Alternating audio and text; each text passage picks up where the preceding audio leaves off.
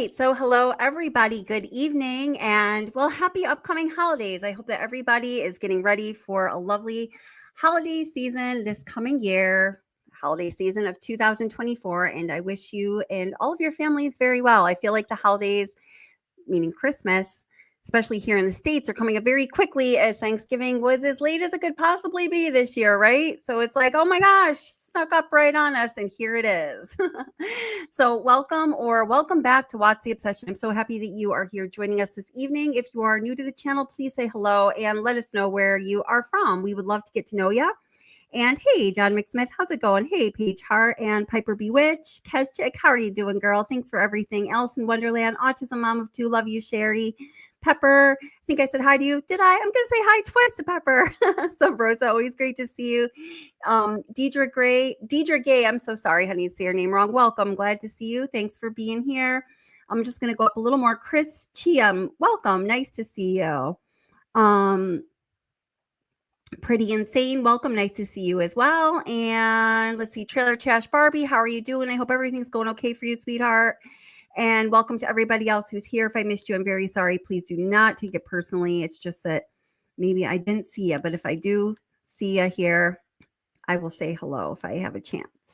Let's see. I already see I missed a couple people. Hey, Janet Carlson, welcome. How are you doing? Artemis Prime, always awesome to see you. Hey, Shiny Star, how's it going? Is it Malay or Maley? I'm not sure if I'm saying your name right, and I'm sorry if I'm pronouncing it wrong. Please tell me how to pronounce it, and I will pronounce it correctly. Hey, Valerie, awesome to see you, my friend. And got some OGs in here, some new people. That random person, how's it going? Nice to see you. Hey, Swampside Chick, it's great to see you as always. Keith, how are you doing? Welcome, nice to see you. And let's see, let me just get down to the bottom here. I just hate excluding people. But, you know, StreamYard's always sometimes a little sketchy with the scrolling. So, all right, guys. So tonight we're going to talk about Nichol Kessinger's. You know what? This is a topic that I've never covered per se on this channel, meaning like on its own as a topic. So it's something that hi, Wiley Coyote Super Genius. Awesome name. Says, hey, I never catch you live. Well, hey, I'm so glad you're here. Thanks for being here. Hey, Ashley Victoria, how are you doing? Nice to see you. The Real Bum Fluff Paranormal. Ooh, another cool name. Nice to see you. We're going to be talking about Nichol Kessinger's 8-page note letter documentation of sorts to law enforcement that she sent in the beginning of September, just as the investigator in charge of her in this case flipped from being Kevin Kobach, who was a horrible interviewer who interviewed her a total of 4 out of the 5 times that she was interviewed and got basically nowhere, or just protected her, over to Dave Baumhover, who many of you may know, eventually after this case retired from the police force and, told his story through a blog about the PTSD that he suffered from this case. Now, if you were in the last live stream, and I know it's been a while, I'm sorry I haven't seen you guys. I've missed you guys very much. It was this past week was a year since my dad passed away, and things were just a little hard. I was doing some family stuff and just trying to celebrate Christmas this year. So I had to just, kind of focus on those things, but I missed you guys. And just as a little programming update, between now and Christmas, because I have just a few days left of work, then I have 2 weeks off. I know, poor me. I hope some of you have the same luxury. Things are a little bit light. So I'm planning on doing 4 live streams between now and Christmas. They're not going to be all Watts Case live streams. I want to touch on Madeline Soto. There are some recent recordings that I don't know if they recently came out. I just recently heard of them. Like there was a second and third interview with Madeline Soto's best friend, who we won't name. Some very interesting stuff I want to talk about with that case. And then as far as the other cases that we discuss, I think I want to do a JonBenet Ramsey as well, because I have a ton of information on that case.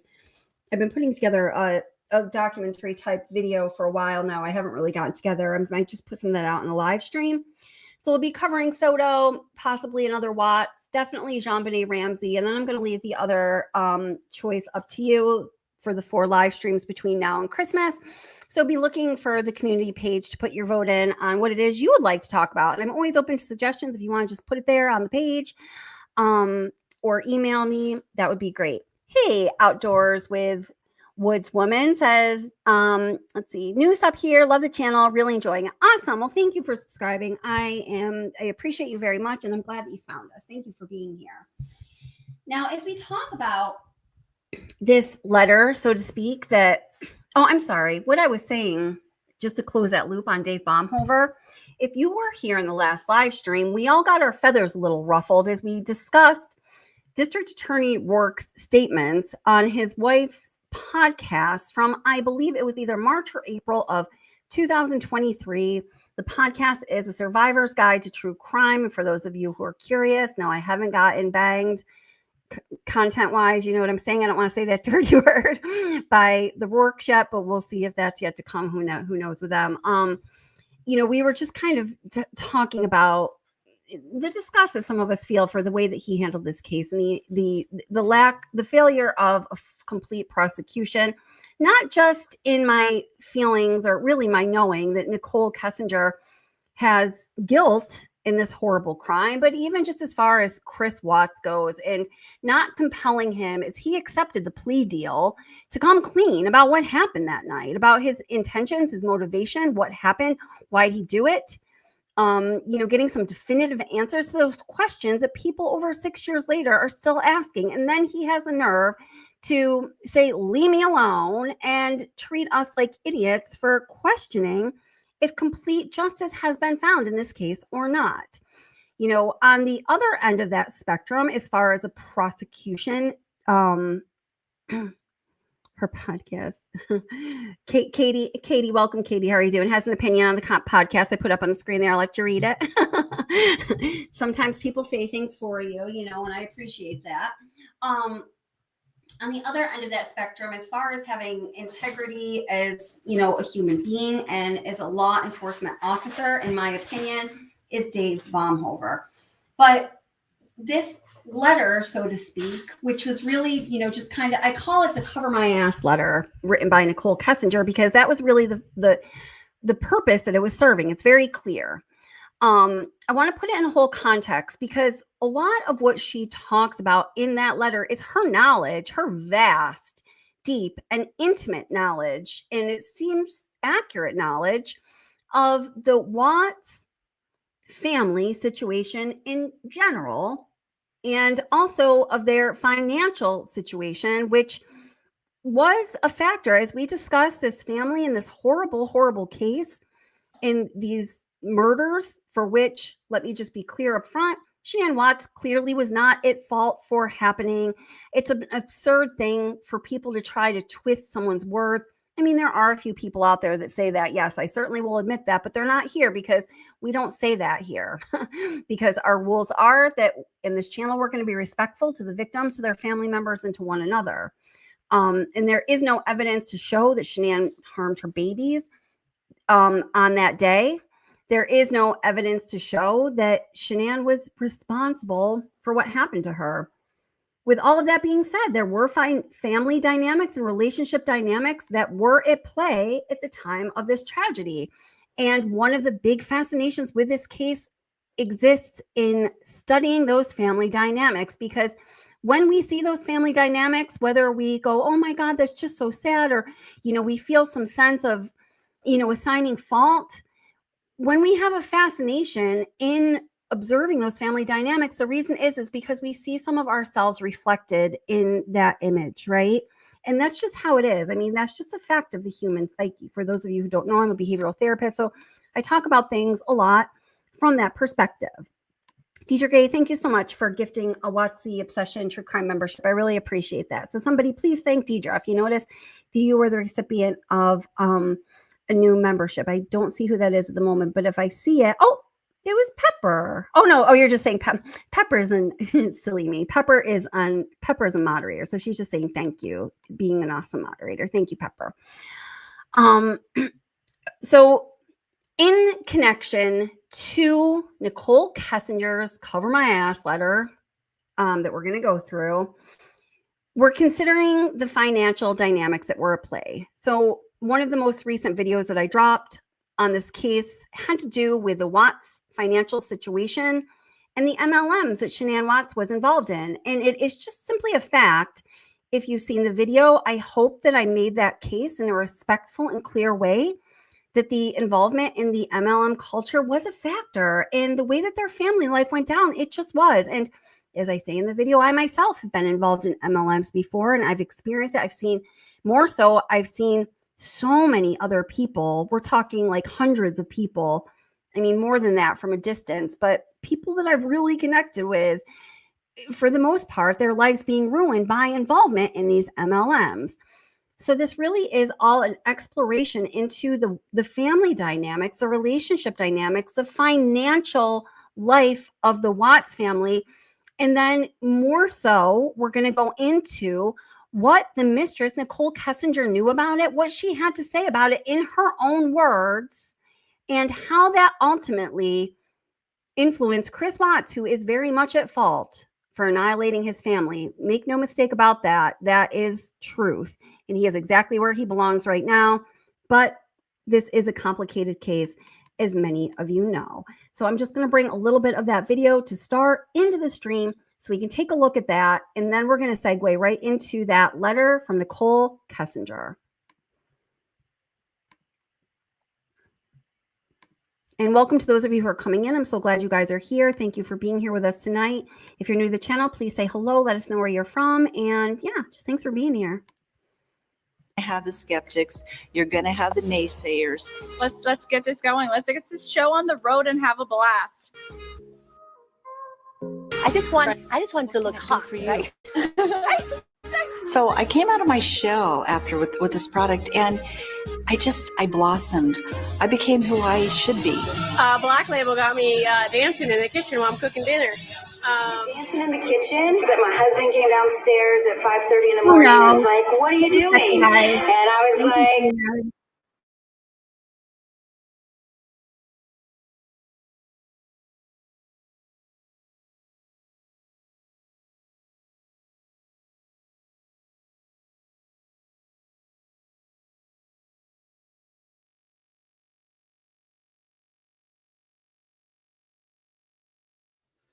Okay, some of you are used to it at this point. Sometimes at certain times when I do live streams, StreamYard drops us. So I am sorry for that. If that happens, just hang with me and I'll be coming right back. If I have a really awesome guest on, sometimes I'll just like, be able to carry right through. But if I don't, I just like. All right. Facts. The Watts family declared bankruptcy, Chapter 7 bankruptcy, on June 15th, 2015. And they were headed towards another bankruptcy when Chris Watts, alone, or perhaps with the help or encouragement of another, annihilated his family on August 13th, 2018. We know at the time of the tragedy, the Watts had negative pennies to their name, and their financial situation only worsened with time. Although many know the Watts were in dire financial straits, I don't believe we tend to understand what the second bankruptcy would have meant to the family's life and the kind of lifestyle they would have been able to afford after that second bankruptcy. The outcome of their first bankruptcy, Chapter 7, when they declared over $70,000 in unsecured debt and nearly $500,000 in total debt, allowed them to keep their vehicles and home as a provision of the automatic stay in Chapter 7 that prevents your home from foreclosing or your car from being repossessed. If the Watts declared bankruptcy in the latter months of 2018, and they no doubt would have had to do so, they were already several months behind in their mortgage and had no available credit remaining on their credit cards, they would have had to declare Chapter 13 bankruptcy, which does not simply dismiss the debt the way Chapter 7 does. They would have needed to go. Yeah, I think the funny little District Attorney Rourke and Nichol Kessinger emojis, I'm going to put more up this week too. They're I think it's something that you can use as a membership. I think membership is $2.99 and people are very generous for gifting memberships all the time. So you can use those funny little emojis. They're just like a fun little thing that StreamYard offers. On a repayment plan to pay off their debt. But with what money? Under Chapter 13, the Watts could have potentially kept their home and vehicle, but it wasn't a guarantee. But even if they did keep those assets, how would they pay for them? They were already not able to afford them, and then they'd have this additional repayment fee every month. The financial and lifestyle future of the Watts family was looking bleak at best. And Shanann and Chris both knew it by the time August 13th, 2018 came around, regardless of how deep in denial and or delusion they each were separately for, well, a long time, at least a few years after they declared their first bankruptcy.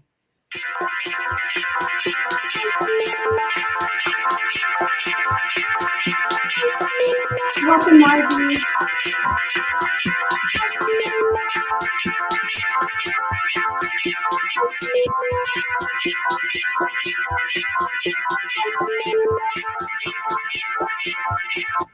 This video is going to look at the factors that led to the Watts' dire financial situation, the Watts' financial situation over time. And spoiler alert, yes, MLMs were a huge contributor to the Watts' financial downfall. So we're going to talk about that.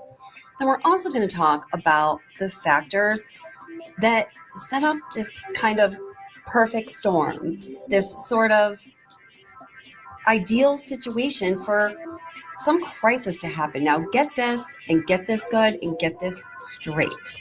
In no way, shape, or form is there any implication that Shanann Watts was at fault for the horrible, horrific tragedy that happened, for the death of herself, her unborn baby, or her two beautiful children. We are also going to be looking at the factors that caused Chris Watts, for the very first time, to realize the financial situation that he and his family were in, how horrible it was, and what the influences were that allowed him to finally come to that conclusion.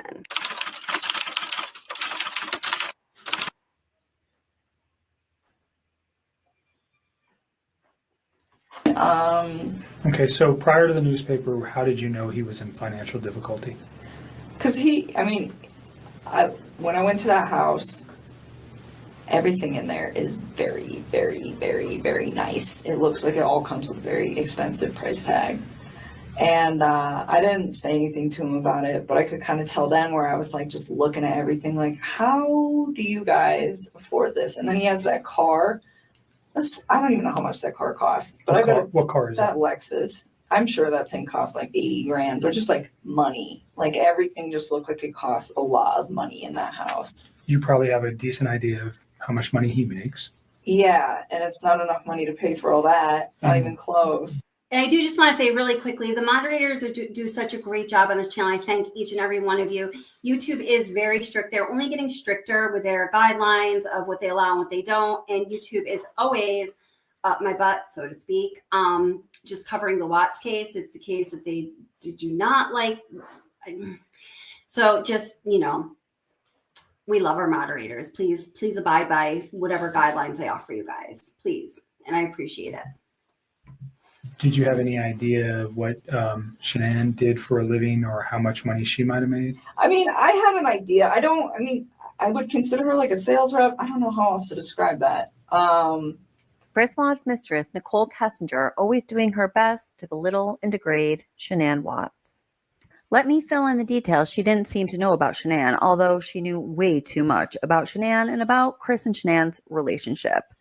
She knew everything. She just didn't want to tell the investigator. Lavelle, the company that rolled out the product line Thrive. Thrive is sold through a multi-level marketing structure that recruits people who can work from home. These people are called consultants, and the consultants sell the product for the company. The consultants use, well, in this day and age, their existing social media to look for people who are interested in this so-called business opportunity, and that's how they grow their network. So think about who you're connected to through social media. That's right. Consultants are recruiting their family, their friends, their coworkers, their acquaintances, people that they, run into while they're going about their business in their own life or maybe in activities for their children. And they approach them with this so-called business opportunity.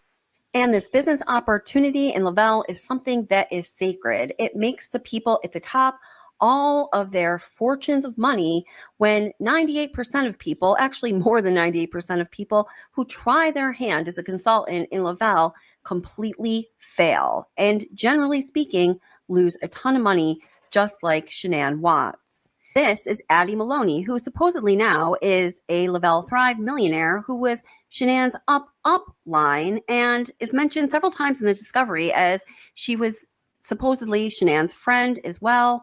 And she was speaking to Shanann in those weeks just before the tragedy happened about the downfalls in her marriage with Chris Watts and her suspicions of him cheating on her.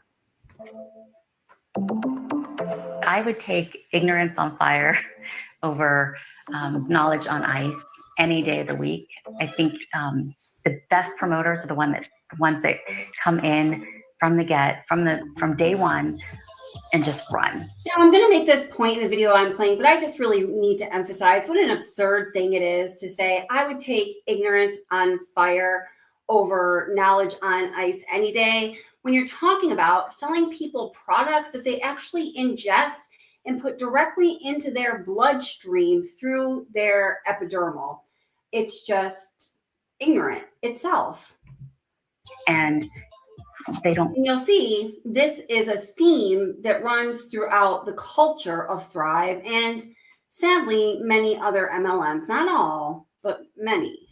Feel like they have to learn everything before they start reaching out. They're really just sharing. And that's what it comes down to, is just finding a way every single day to share your Thrive experience, share others. Actually, I think I have 3-way coming up. And that business opportunity that Lavelle sells people who are promised that they too have an opportunity at making a fortune with Thrive through Lavelle is highly scripted and prescribed. Now, before we go into talking about exactly what is scripted and prescribed and show you some of the people who are doling it out, I want you to know that I myself was involved heavily in 3 MLMs. The first one I failed miserably at, lost a ton of money. The second one I kind of failed at and lost money. And the third one I went into with an understanding of how MLMs work. And I decided I was going to work the system. And I understood that the commission plan is heavily front loaded. I studied it. I decided how I was going to work it. I decided that I was going to have to completely quit the MLM at 9 months. The MLM I have disclosed at various times on this channel was Beauty Counter, and that's exactly what I did. And I made about $3,000. But if I didn't stop at that point, I too would have lost money and failed, just like nearly 99% of the people who try out MLMs.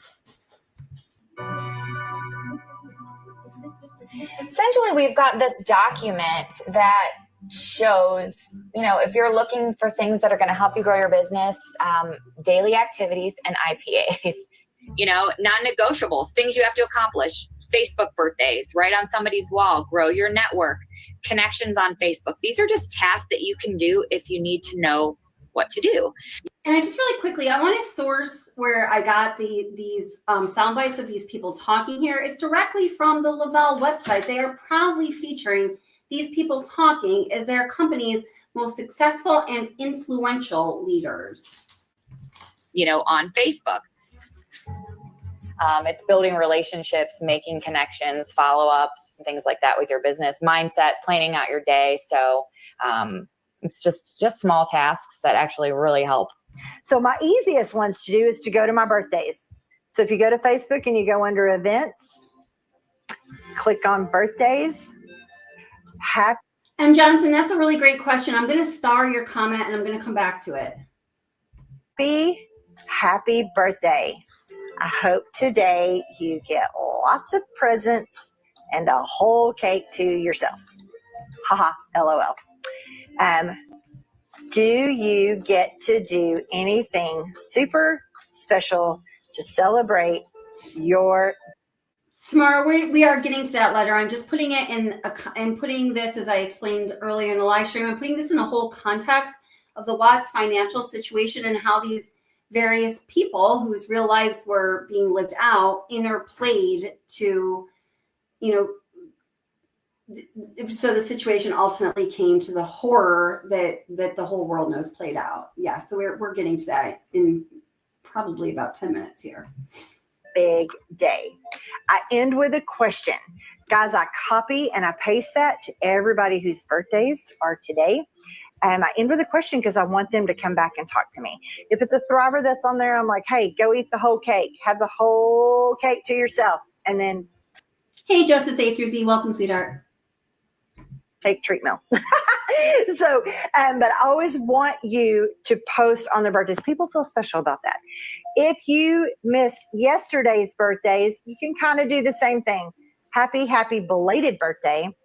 I hope you got lots of presents and a whole cake to yourself. Did you get to do anything super special to celebrate your big day? So now we're going to all feel, I have a birthday coming up at the end of the month. We're all going to feel really special when we get those birthday messages from our friends who are involved in MLMs, right? Knowing the secrets.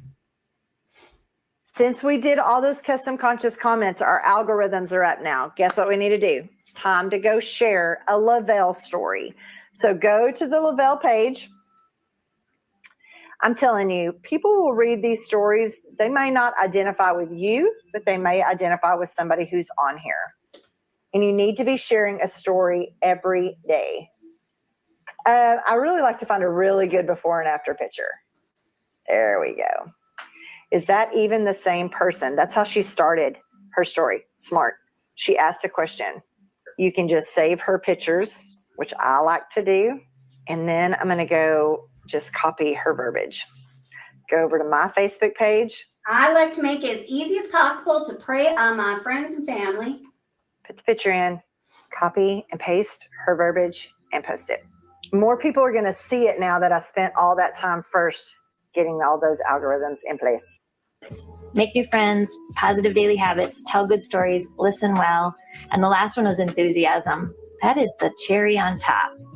Good Lord, don't be the person who says, I'm going to need to study this product a little bit more and get that under my belt before I start sharing. If you hear somebody say that, just repeat. Enthusiasm will beat out knowledge. This girl is the one who infuriates me most. Let me just go back to the beginning of this little statement. We'll hear a little more from her too. I mean, and just think about what she's saying, seriously. Now remember, the product that's being peddled is a product that you ingest into your body or you put directly into your bloodstream through your skin. And paste her verbiage and post it. More people are going to see it now that I spent all that time first getting all those algorithms in place. Make new friends, positive daily habits, tell good stories, listen well. And the last one was enthusiasm. That is the cherry on top. Good Lord, don't be the person who says, I'm going to need to study this product a little bit more and get that under my belt before I start sharing. If you hear somebody say that, just repeat. Enthusiasm will beat out knowledge every day. Wait a minute, but aren't these people selling a product that people are actually ingesting, or that sticker that they're putting on their skin that has chemicals that go into your body? But these leaders of Thrive Lavelle are suggesting you don't need to know about the products. Just be enthusiastic. Who cares if you know anything about the products or what's in them or how they might affect a person's health? Remember what Addie Maloney, Shanann's upline, said? I would take ignorance on fire over knowledge on ice any day of the week. I think the best promoters are the ones that come in from day one and just run. And they don't feel like they have to learn everything before they start reaching out. Good Lord, don't be the person who says, I'm going to need to study this product a little bit more and get that under my belt before I start sharing. If you hear somebody say that, just repeat. Enthusiasm will beat out knowledge every day. Right? I don't need to know what kind of cotton my jeans are made of, but if somebody tells me they're magic, I will click add to cart. And we all recognize the absurdity of that mismatched analogy there. If we share our stories about new products, so many times we get asked, like, what are the ingredients? How much of this is in there? And I think even as leaders, sometimes we think, well, okay, maybe we do need to know that. But the truth is our stories are what sells the product. So if Maria gets on Facebook and says this new DFT makes her feel incredible, or if Megan, you know, drinks her shake and says, I finally get to, you know, feel like my digestion is on point, that is what sells our products. It's the stories. It's not the ingredients. We don't need to know the science. We need to know the stories. We don't need to know the science. We need to know the stories. We don't need to know about what we are recommending to people to ingest into their bodies or to put into their system through their skin straight into their blood system. We don't need to know anything about that. Remember how Chris Watts talked about the way that the dual burn patches affected him? Here's Chris Watts talking about how this pressure to sell and always be on social media, the way these Thrive leaders are prescribing, how it affected him, and also how those dual burn patches that the leaders of Thrive Lavelle say, yeah, you don't need to know what the ingredients are in the products we're selling, how they affected him. Yeah. Like I watch videos of like cooking, you know, or she'd make like power balls or, you know, or like protein balls. Yeah. You just don't seem like you want to be in those videos. So, like I feel like you were being forced to be in those videos. And correct me if I'm wrong, but yeah, that's what it seemed like to me. I hated being excited. I mean, I did it because for her, because it was for her business and stuff. But like it was, no, I hated just being out for everybody to see. That's why like the whole like the gender reveal thing, I was just like, I didn't want it to be like some live Facebook video. I'm just like, no. Yeah. But like, I never wanted to be out there, but I know I'm like. Well, even when we talk about this a lot, Tammy and I, Dave, even when it was, you know, I think it was Florida on some Lavelle or Thrive thing. And she's like, here we are. And it's all expenses paid. And I was like, I remember looking at you and thinking like, he is not into this video right now. No, you don't look into any of the videos, I'll be honest with you. I wouldn't be either. Yeah. Yeah. I mean, I remember you talking about like she would even post stuff for you. Like, you're technically a salesman too of Lavelle, of Thrive. Like she put me underneath her, not like anything like any of my friends or stuff, like anything I do help her. Right. So it was just, you know, I would send her pictures. Like I should take a picture with your patch. I'm like, okay, send it to her, and then she'd make a post about it. She was like, I need to take more control over like your business and stuff. I'm just like, I don't want to talk about. Right. Like if I wanted to talk to somebody at the mall or at the pool or somebody about this, I just stumble all over my words and just like, they'd be like, okay, bye. But no. Yeah. Yeah, I'm not a salesman. Jesus. I mean, she could sell everything you're wearing back to you. Right. And you wouldn't even know it. Like, wait, I just paid. Right. I paid $20 for it. But yeah, those videos were not me. I did it just to support her. You know, like when she would always say, "Oh." Could you tell her no? Could you say, "I don't want to be in that video," or was that an option? Probably not an option. I mean, it's like, you know, she would have been like, "Oh, what? This is to, you know, help our family. This is for, you know, to help this and that." You know, so I couldn't have told her no. I mean, they would have made her mad. I'd be like, no. I wouldn't even start that. It's because it's for the business. It's for the family. You know, I was just going to try to help out wherever we can. Right. Do you feel like a different person wearing those patches? Especially like the duo, the burn. I mean, like the Apple Watches. Like if you look on it, like when it tells you to exercise, it says I was exercising like all day. My heart rate was like, just from those patches. Was it full of caffeine or what? They just have something. They had something in them. I mean, I had the black label ones, the longer black ones, those had caffeine in them, but it never had that effect. I mean, the duo burn ones, the ones that are more of like the fat loss type, it felt like I was working out all day, even though I wasn't. Oh, were you tired? I mean, I know at some points, even Nikki said that, like, no, I'd fall asleep on the couch. On her couch while I was talking to her, and then like pick back up like I never knew I fell asleep. Which I don't know if it was like some insomnia thing or what. But like I wasn't sleeping. You had a lot going on then. Yeah, but those are the only patches I really felt like a real big difference on, just because it felt like I was working out all day. Mm-hmm. You don't feel like they changed your personality or anything like that, though, or do you? I don't really know. I know that I just felt different on those than any other patch. It was feel like I could just go longer and longer each day. Mm-hmm. And I'm not sure like if that was probably a bad thing, because I don't think I was probably sleeping more 3 hours a night. Okay. Clearly, according Obviously not a good, mental state you're going to be in if you're not sleeping more than 3 hours a night. And as Tammy Lee correctly said to him, you certainly had a lot going on during that time. So we're just going to listen to another couple minutes of this pre-recorded video. I'll put the link to it if you haven't seen it and you do want to watch it. I think it's the most recent Watts video I dropped. It's called Chris and Shannon Watts Bankruptcy, Our MLMs and Thrive, and Nichol Kessinger responsible for % sign RDER, since YouTube does not allow us to talk like grown-ass adults on the channel. I mean, the platform. And then we're going to go right into I guess it's a 7-page letter. I just counted. It's like 7 and some. It's 7 or 8 pages.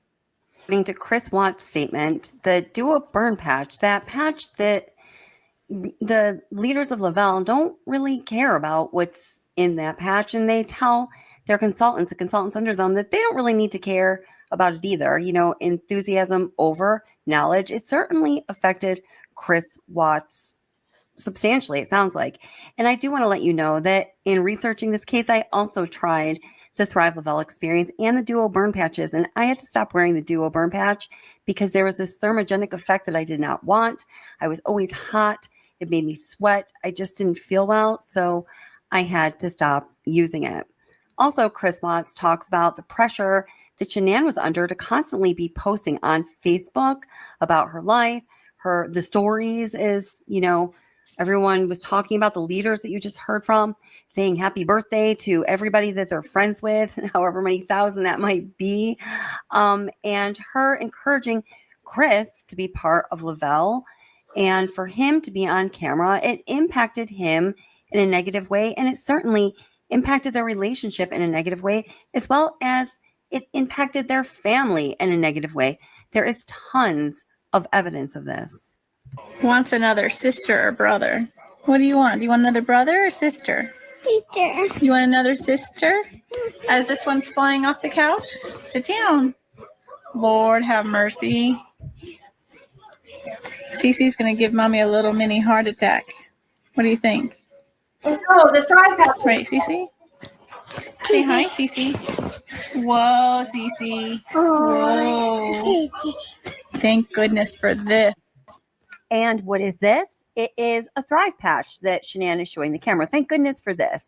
This allows me to stay calm and relax and deal with everything. In fact, a huge theme in Shanann's Facebook post when she was promoting Thrive was a day in the life of Cece. This kid is crazy. Thank good I have my patches so I can keep up with my 2 girls, especially Cece.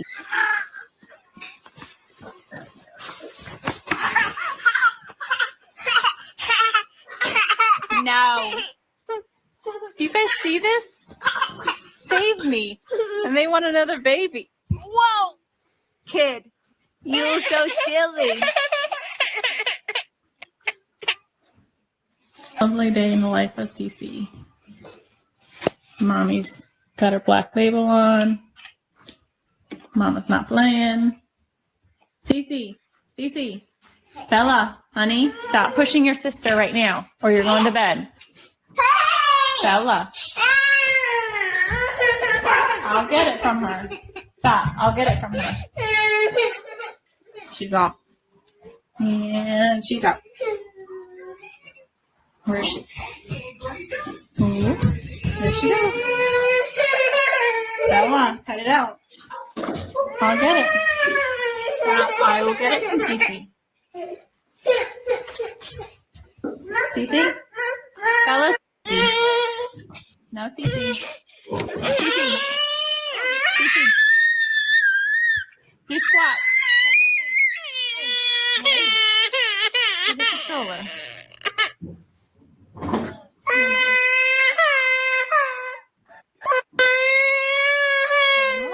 Come here. Let's go watch Mickey. And listen, I am not saying that what you're seeing right here is child abuse. I am saying the focus turns to the camera. If it turns to doing all the things that you need to do to try to sell this product, to get in contact with all these customers, to work your algorithm every single day, where the focus turns to, doing all that instead of focusing on the children. Like here, these little raffle situations, the focus turns more to shaking that raffle jar when, Bella and Cece are fighting and whining and elbowing each other, and Bella's saying to Cece, go away.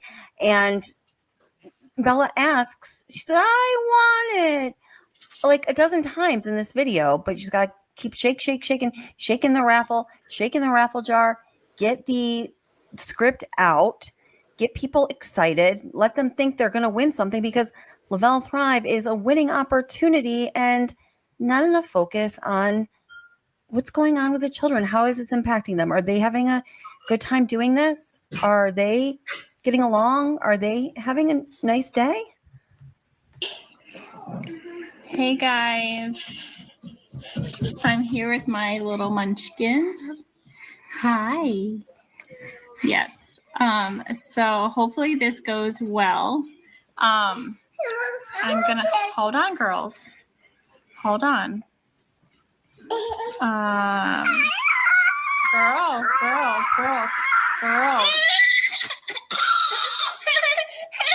Bella, you want to go night-night? Celeste, stop it. Look. All right, guys, I can't invite you because my kids are going crazy. Say hi. Can we not fight, Bella? Stop it. I'm going to try to do this real quick. Bella.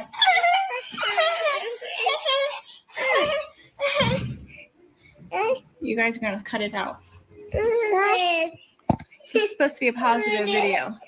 Okay, you can have that, but you have to be a good girl. Remember what I said. We want it. Yes, Lori. So, Elena's coming back on. Sorry about the frizzy hair. It's been a eventful couple of days of steam shower, so lots of humidity. So, Lori, if you can invite some people that were supposed to hold on, Mama, you can have it in just a second. Girls, we may have to redo this in a couple minutes. You want to go down? You want down? So, I'm just going to go ahead and do the drawing real quick, because it's going to be crazy. Hold on. I know you guys all want this little bus bucket. Crazy. It's like I'm shaking candy here, you guys. You think I was giving candy out. Bella, sit back. I'll let you do it. I promise I'll let you do it, okay? So I'm trying to keep it away from the kids. So hold on, I'm going to show you guys. So all the names are in the bucket. I wish everyone good luck and Merry Christmas. And I'm grateful to be able to pay it forward to my team and to all of you guys as well. So wait, I got to shake it.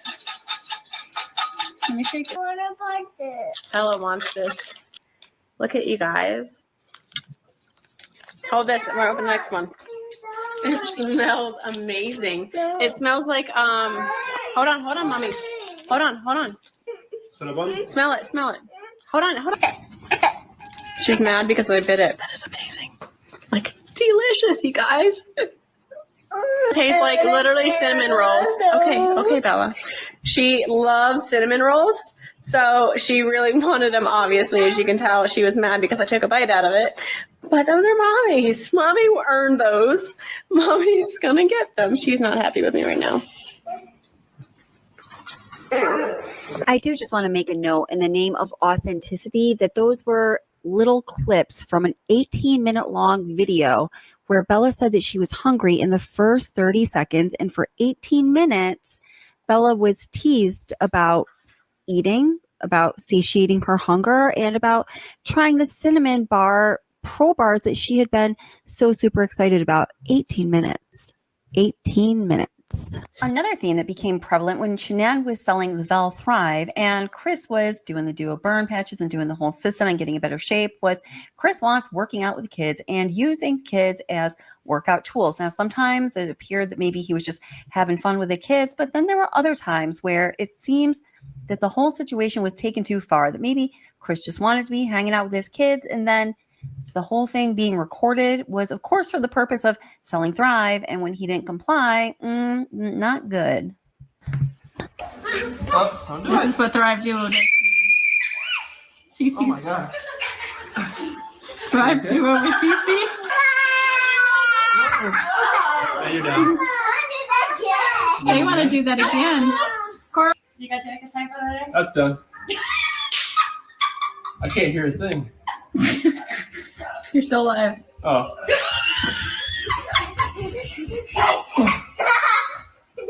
Oh, jeez. 100 miles an hour. I'm gonna do it again. You're losing audience, Chris. Turn the camera around. Why don't you do pull-ups? No, I'm good. Gotta catch these two. Do it again? Okay. We do down to the hut. Now CC? Oh. Collision. Oh my God. Oh! Alright. Thank God you duo. Thrive plus duo. All the way to go. Oh. And all of this for what? Was Shanann Watts actually making money in any of the MLMs she was involved in? And she was involved in many. We're going to talk about that in a little bit in this video. And was she making money in Thrive? We are going to hear what Chris Watts had to say about the money that he thought Shanann was making in Thrive. But I've got to say, there is evidence that shows that Chris Watts, by choice or by stupidity, was completely ignorant of their financial situation. And it was his mistress, Nichol Kessinger, that brought their financial situation into light and put emphasis on finances in general in Chris Watts' mind. And we are also going to talk about that. But first, let's hear what Chris Watts had to say about what he thought Shanann was making in Thrive when he was interviewed in Dodge Correctional Facility in February of 2019. Did that actually make money? Okay, and it's right after this. We're going to go into the letter. I forgot that I put those little excerpts of the children in there. So, yeah. So not only just more sales, but it actually put money in your guys' pocket. Mm-hmm. Okay. And she made probably in that last year, probably as much as I did. On commissions, basically. I mean, I know that's a simplified version of it, but Yep. I mean, it's The mind can. Oops, damn it. I hate when I do that. Absolutely not. She did not. She made negative money. That is shown on paper. It's undeniable. And I mean, you tell me what you think, because this is something that cannot be known unless you're in the sick mind of Chris Watts, which we're all glad we're not. I think he believes she was making just about as much money as he was. Nichol Kessinger, as we're going to find out, even says that, and I believe he thought that because he's an idiot. year, probably as much as I did. On commissions, basically. I mean, I know that's a simplified version of it, but Yep. I mean, it's they don't take taxes out on it, so right. So that was like the good thing, and they paid for your car. Mm-hmm. So did they give you an allowance or something to buy a car? yeah, if you're a certain level, like a 12K or above, they give you a car allowance once a month. I'm not sure how they made money. The owners doing that, but they did. Yeah. Unless there's just like an insane markup on the product, which I'm wrong. Yes, there is. Probably that's it. I'm not sure how much it costs to make it. Yeah. I don't know exactly how much she made. He said that she was really competitive and she liked to try to keep up with him. He's like, she gets close sometimes. So I don't know how much those two brought in. I mean, off the top of my head, if I could guess, probably somewhere around like 140K a year.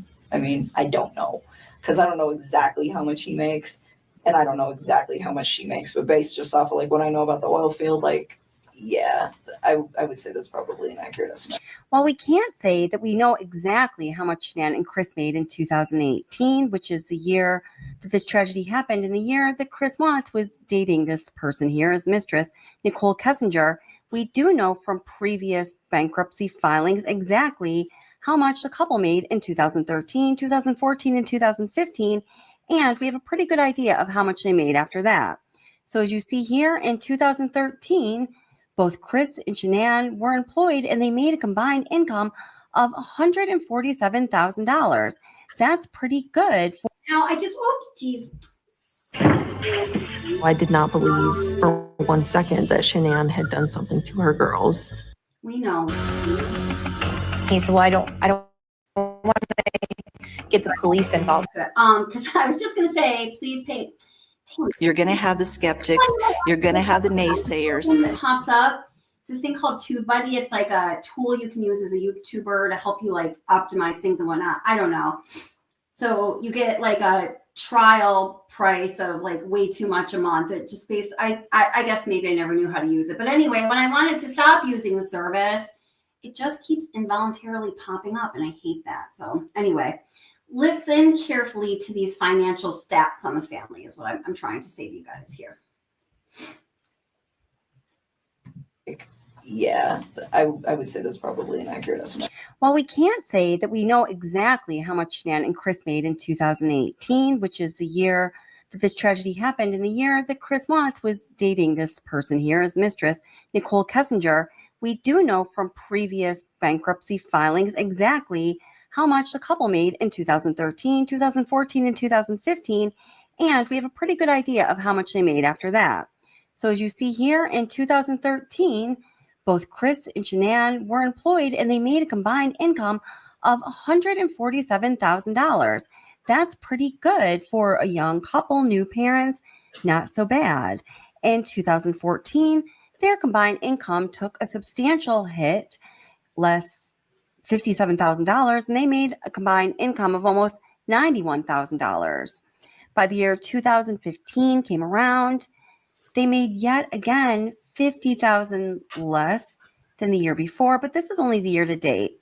And they filed in July, so I'm just thinking this through. That's about a half a year, so they were looking towards making about $80,000.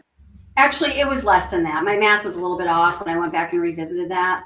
Anna Franco, and hi Anna, how are you doing? Says, when was Shanann's neck surgery? That was in 2017, I believe, in the late summer, early fall. Combined income in 2015. From 2015, their income just went down each year, year over year after that. Let's look at what they were doing throughout each of these years and what was going on in the world of Shanann's involvement with MLMs or multi-level marketing companies.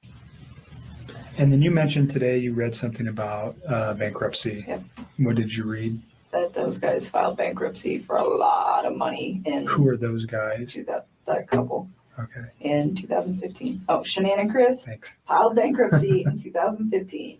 Okay. And you said for a lot of money. Do you recall the amount? No, because it was different in each of the newspapers, and I don't know which one to believe. Okay. So hundreds of thousands of dollars. So, yeah, I didn't know that. Let's go just back to him and the financial. He tells you he has a concern enough to at least express something to you that he's frustrated with the way she spends, or he's upset with working so hard and never having any money, and she's kind of she's the responsible party for spending most of the money. I pretty much got that vibe. I mean, he just told me, he's like, we're house broke all the time. I was just like, that's unfortunate. And I asked him, I was like, do you have 401k? And he was like, yeah. And I mean, the reason I ask him this is because if I get in a relationship with somebody, I want to know like what kind of baggage that they have. I think that's important. If I walk into a situation where I'm like, hey, I have good credit and I have all these things that I've been building, and you don't have your stuff together, like, what are we going to do with this? And it's important for your long-term. You're smart. Thing. So I'm preparing. And so I just asked him, I was like, well, do you have 401k? And he's like, yeah, I do have that. And then I asked him, I was like, I didn't ask him like how much debt they had or anything, but I just said, is your lifestyle sustainable? And he was like, no. And I was like, how long do you think that's going to take? He's like, I don't know, but it's not sustainable. Where did his girls go to school? I don't know. He never actually told me. Like when I asked him once, it was like when I was trying to find him an apartment, I was like, are you comfortable telling me where your girls go to school? That's in the text too. I was like, so I can figure out what distance from the apartment is. I was trying to just make his life convenient with. What do you guys think of that? I think it's really interesting that he never told her where the girls were going to school, but she knew everything else. What do you guys think about that? Like him, his ex, his kids, and all the stuff that he needs to do and work. And he was like, don't worry about it. Their school's pretty centrally located. So anywhere in the area that we were discussing will be fine. And he just left it at that. So he didn't even tell me, which was fine. I respect that. Daycare is obviously very expensive for a 2, 3, and 5-year-old, right? So I understand. Did he ever bring did he ever discuss that? Never. Okay. Never. Like I said, the only financial thing he ever said is just like, she just likes to spend money, like a lot of it. So that was just kind of the vibe that I got from that. And that it was a lifestyle that she liked to live, like very like materialistic kind of lifestyle. Over the years, Shanann was involved in a number of MLM companies. The first one that we have record of is her involvement with what is known to be the very first MLM company, the grandfather of all MLM companies, and it's the company Amway. She was selling their skincare products called Artistry. Apparently, that was Shanann's entry point into the MLM community. After her involvement with Amway, Shanann became involved in a number of different MLMs. I made this little timeline here. It looks a little crowded, but on the top in the yellow, green, and blue, it shows the MLMs that Shanann was involved in, except for red. That's Thrive. So that's another one of them. So on this chart, I have 1, 2, 3, 4, 5, 6, 7, 8 MLMs that she was involved with. And I've got another one, LuLaRoe, that is not on here. So after she got involved in Amway in 2013, also in that same year, she became involved with a company called It Works, which has to do something with body wraps that make you slimmer, and the company Unique that features beauty products. After that, she became involved in 2014 with a company called 31 Bags. In 2015, she became involved with a company called Usborne, that is a company that sells children's books. Also, Pantry Queen. In 2016, she became involved with a company called Origami Owl. And then eventually later in 2016, she became involved in Lavelle's Thrive. Now, maybe you can see here from this chart some other things that happened while she was involved in all of these MLMs. And after the first round, the first 3, they just had moved into their house in Frederick, Colorado. And then shortly after, Bella was born. Just as she was becoming involved in those 3 first MLMs, she left her job at Longmont Ford, where she worked with Chris when they first moved to Colorado. You can see that they declared their first bankruptcy in June of 2015 after Shanann's involvement with 6 of the 8 MLMs that I have here on this chart. So she was involved in 6 different MLMs, and then they declared bankruptcy. And we already know from what we reviewed by the bankruptcy filings earlier in this video that in 2013, 14, and 15, their combined income decreased substantially year after year. And after 2015, we have ample evidence that the combined income only went down from there. Although after Chris started working in Anadarko, his salary increased every year. Something else we're able to determine from the bankruptcy filings is that in 2015, when they declared bankruptcy in July of 2015, Shanann only declared $111 in commission. So that would be commission from the MLMs. And that was after she had been involved in Amway, It Works, Unique, 31 Bags, Origami Owl, Usborne, and Pantry Queen. Now, is in one of Chris Watts' interviews, and the one that he did from prison, he says when he's talking about, what was made through these MLMs, he says, oh yeah, and another great thing about it is you don't have to pay taxes on it. So I believe they were not paying taxes on these MLMs. A lot of people do not. I know this to be a fact. I've talked to a number of people about this while I was involved in MLMs. I don't want the IRS up my butt, so I paid my taxes. IRS, if you're listening, we're good. But a lot of people don't do that because it's easier. much easier than if you're getting a job with like a W-2 in the United States to get away with tax evasion. Then, if everything is in a nice, neat, orderly file. Now, I just want to go to the end of this video for a statement from Kessinger, and then we will get into that letter, okay? His family. This is just my opinion, but I'm pretty convinced that woman and him did not get along very well. And the reason they stuck together was, hey, we're going to do kids. And I think they also stuck together because they were in a very bad financial bind. And I think that she continuously disregarded it. And I think he messed up because he was too passive to say anything to her about it and really address it. And it just got to the point where it's just like you file bankruptcy and then what do? Just wait till you file the next one? I don't know. I don't know what their finances look like now, but from the way it made it sound, it's probably a pretty stark situation. And I don't know if hundreds of thousands of dollars in debt over and over and over again are enough to lead a man to want to take somebody out, but I don't know. I've heard of people committing suicide over that shit before, and I would never justify what he did. I think it's fucking disgusting. He's such a fucking pig, but I try to be why? I try to come up with a why, and I really think that he was struggling with her really bad. And not only that, he's got a third child on the way. And I know he was probably just I can't fucking afford a third kid. Wants it, but can't afford it, And he always told me he wanted a little boy, he wanted a third child. Mm-hmm. And so I think that it was just something I think they were in a financial situation. And I think she was very non-responsive to him trying to solve problems and get out of the situations that they were in. And I think people just get complacent is what it is. And then, I think he met me and I think I was a breath of fresh air for him, where it was he could get away and just be you know what, I can be myself. I don't have to worry about money right now. And this girl, I have my shit together. My life is so very in You order. seem very organized and independent and dialed Always. in I do for really 30. I do really good at work. I have almost. Now, this is a woman that had, a criminal record. Unfortunately, none of the charges added up to anything by the time she even became an adult, but she claims she's got her shit together.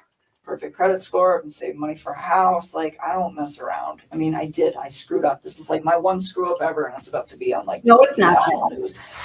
But just very dialed in, and I think it was a breath of fresh air for him to be around something like that, because I don't think that he knew that was a real thing. And he had told a breath of skanky air. Me that numerous times. I didn't know women like you existed. It's just all right, I don't. And when he meant it, it was just just the way you run your life. And so, because he got married really young, and so to answer your question, I think inevitably it was going to happen. I think it just got propelled faster. I mean, I don't understand what he would have achieved if he wanted to be with me that bad, what he would have achieved with me by doing what he did. I think his situation at home was way, way deeper than anything him and I ever had. And it led to that. And I don't know what happened in that conversation that they had, but I kind of have a feeling that it wasn't even about her pregnancy or another man or me. I have a feeling it was about money. So drilling down, you think money I for think him is the biggest downfall. You guys, I mean, beyond their relationship, really, I don't know that you know too much about the relationship or the particular issues other than monetary issues, financial issues. That sounds like what you guys talked about when you talked about their relationship. I mean, he told me other things, they really didn't sleep together too much, stuff like that. She's so insulted by that. You know what, Kevin Kovac, that might be the best conclusion that you came to right there, that she knows everything about their financial issues. You know what, a lot of what Nichol Kessinger said right there may be spot on, but what is it that precipitated Chris to go from being a bumbling dumb fuck about, excuse my language, about all of everything, including their financial situation, to having so much understanding and knowledge of what was going on in their financial situation and so much concern about it, perhaps for the first time in the history of his marriage with Shanann? Well, let's get into that letter.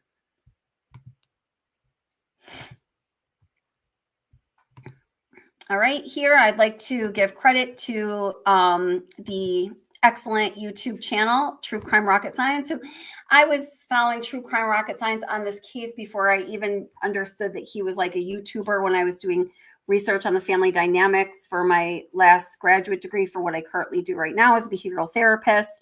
As some of you know, I studied this case in part for my capstone thesis. Ending that degree, it feels stressful just talking about it. It was a lot of stress. So this is directly from the discovery. This is in supplement 50 from Dave Baumhover, and he is handwritten on here, and Kessinger on 9/5/18, Dave Baumhover. And let me just read what she says here, okay?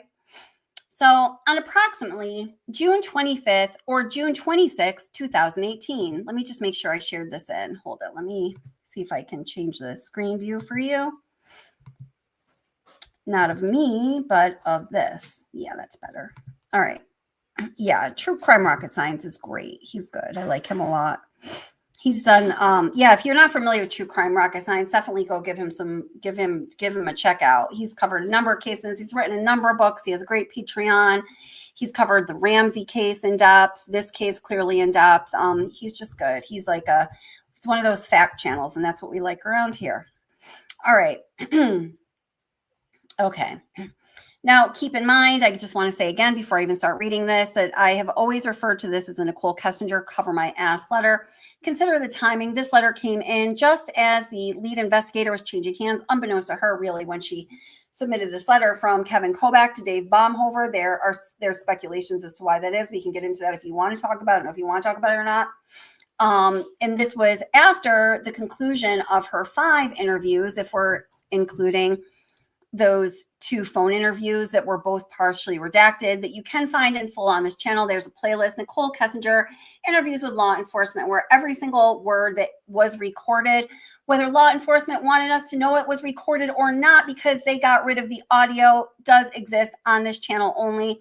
And you can find it here exclusively at What's the Obsession. I will put the link to that playlist in the description after this live stream, because I did not before.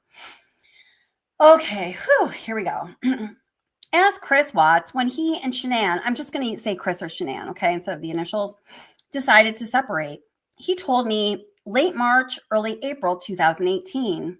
Now, again, she's saying that these discussions happened on June 25th or 26th, 2018. Let me put that in greater context for you, okay? It was on June 25th or 26th. I just can't remember the precise date right now, when Chris and Shanann got home from their Thrive Lavelle trip to San Diego. And then in short order, within like 24 hours, Shanann got on a plane with her father, Bella and Celeste, and took off across the country to spend 6 weeks in North Carolina with the family, with her parents and her brother and their friends. And for reasons we can really only speculate on, nobody has a solid answer on that, but there is a lot of speculation. It is within 24 hours of her leaving that Chris Watts first shows up at her doorstep with 2 boxes of condoms, one open and partially used. Weird. And she's going to tell us about that too. Okay, so that's kind of the context. I asked if he still lived with her, and he told me yes. Said that when she was home, he slept in a different room, and when she was gone, he would occasionally sleep in the master bedroom, but not frequently because the bed was uncomfortable. I asked why he had decided to separate from Shanann. Chris told me Shanann was, quote, bossy. I asked what he meant by bossy. Chris responded saying she was controlling. Said they really don't argue much, though. Said that once, many years ago, he attempted to stand his ground with her, and she told him to get out of my house and made him leave for a night. Chris said that he tried to avoid arguments ever since then. Said now if him and Shanann disagreed, she would make nasty comments to him and he would just ignore them. Okay, let me just get to a good scrolling point here. Sorry, guys. I really desperately need a new computer. Maybe I'm going to get myself that for Christmas. Maybe I'll get you guys that for Christmas. All right. I asked if she talked like that in front of his kids. He said yes. My kids started to repeat her words, and that is why I wanted the separation. Now, one of the reasons although I understand that these words that she's submitting to law enforcement are for the purpose of covering her ass, because she knows at this point, she well knows that they're going through her phone and they're finding all of the things that she said to him, and she needs to account for them when they cause an eyebrow to be raised. I do believe that she told Chris things like that, because you do hear the girls starting to talk kind of nasty to Chris, and, you know, ways that, I mean, I'm just going to be honest, and it's not trashing Sharon or anything like that, so no one's twisting this around. I personally would have been uncomfortable letting my young son talk like that to an adult, you know, let alone a family member, you know, but everybody's different. But what she says, Chris told her, rings true based on what we can see ourselves and hear ourselves. Asked him what he said to his kids when they repeated Shanann's words. Chris said he would tell his children that it's not nice to say that to anybody. I asked Chris if Shanann was bossy in front of his friends. Chris said that Shanann was all about appearances in all aspects of her life, and that in front of her friends, she would occasionally be bossy, but she would turn it into kind of a joke. So it was more discreet. And I think that's consistent with what we can see of her personality. And I just think that they were a bad couple. It's not, you know, negative on either of them. Like, as Edward Schwenk made a comment about earlier, I just think they were a mismatched couple. Or as the creator of True Crime Rocket Science, from whom I'm referencing this right now, he made a whole video about how they were unequally yoked, which I think is, you know, it's like kind of an old term expression, but I think it really sums it up quite perfectly. I asked him how long the communication breakdown between them had been going on. Chris said 6 years, and that the last year or two were the worst. I asked him if he had tried to communicate to her how it made him feel when she said mean comments to him. He tried to talk to her many times, but it fell on deaf ears. I asked Chris if he attempted to go to counseling to fix their problems, and Chris said no. Chris then said some nights he would still currently hang out next to their bed in the master bedroom with her and would try to talk to her. Oops. Let me scroll down a little more.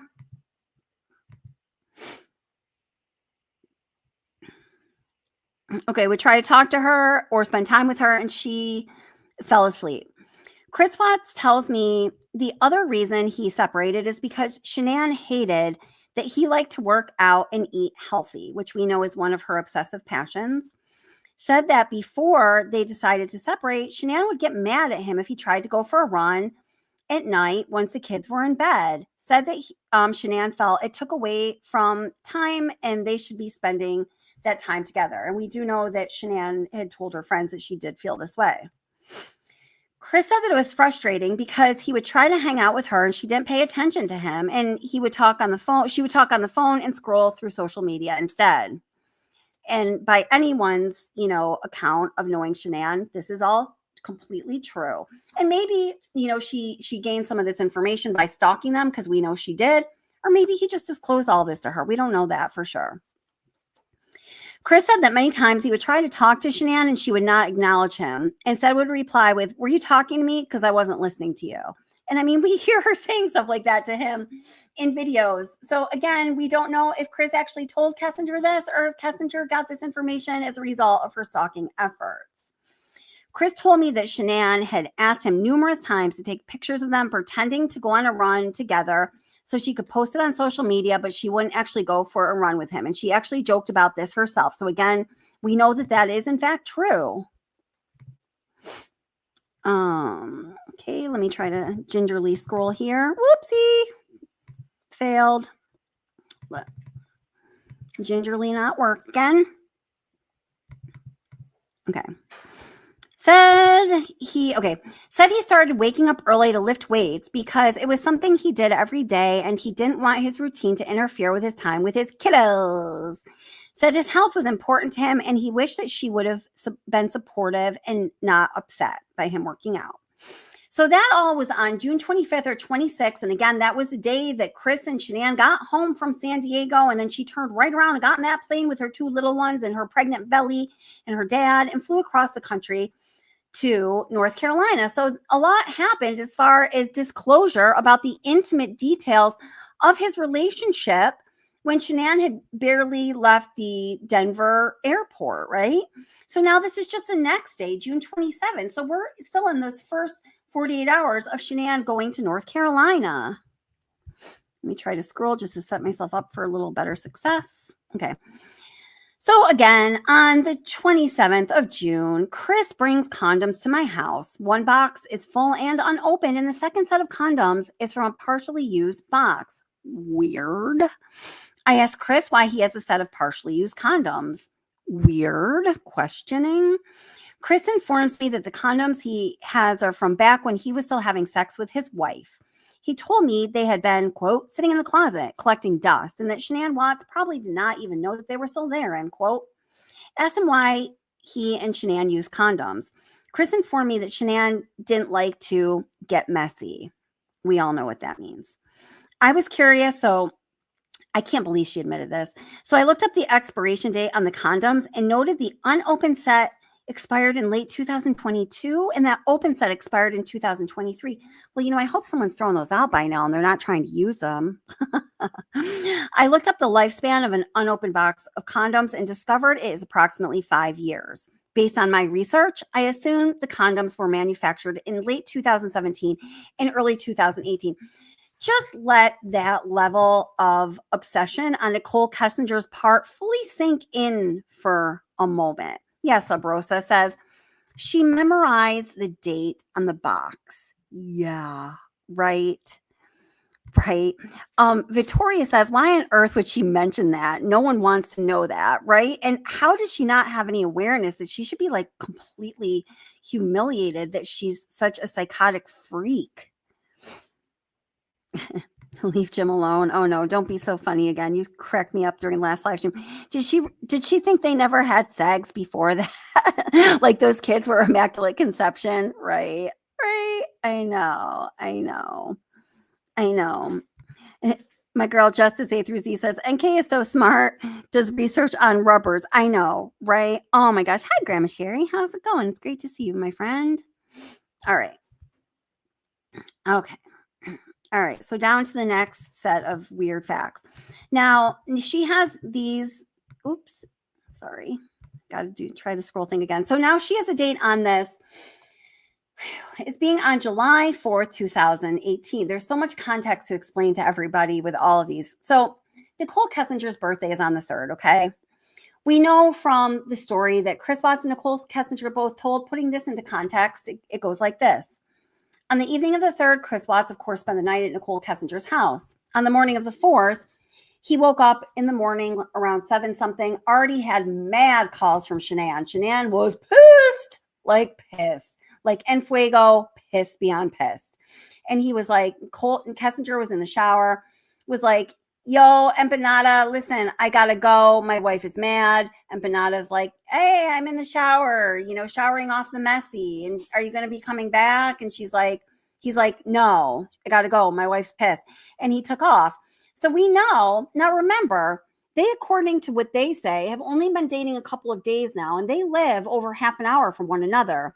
So, having only been dating someone a couple of days, living over half an hour from one another. It's like, I live in a small town. If I've been dating someone a couple of days, chances are I might know where they live, like it's a really small town, but not the case here, given, their geographical setup.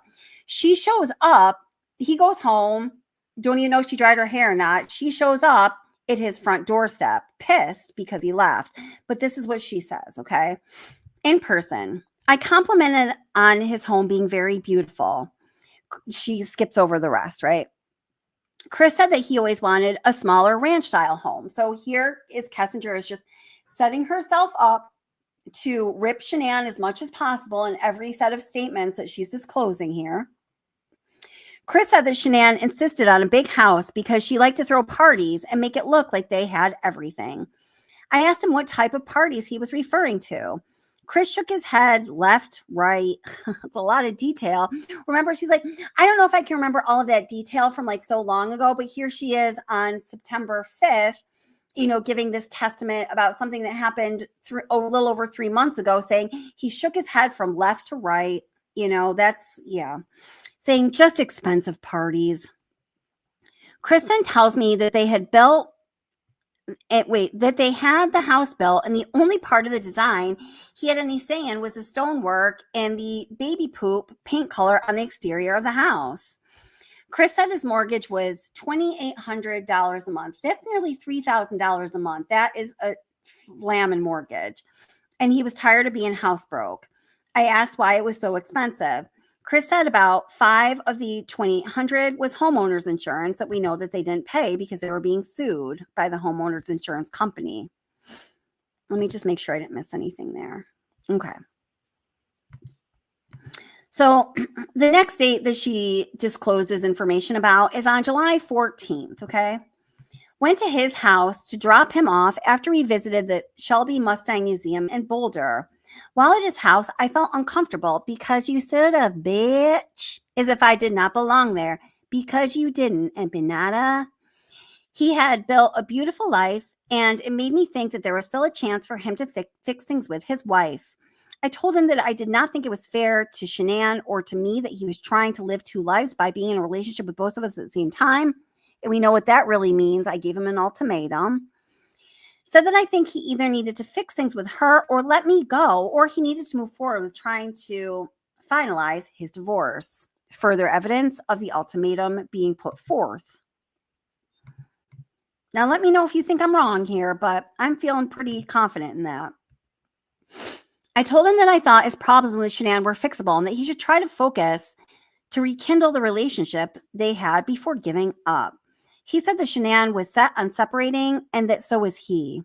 He said when Shanann wants something, she gets her way. I told him I did not understand why they hadn't completed the divorce after all these months, if they were both so adamant about it. If she wanted it as bad as he stated, I did not understand why it seemed stagnant.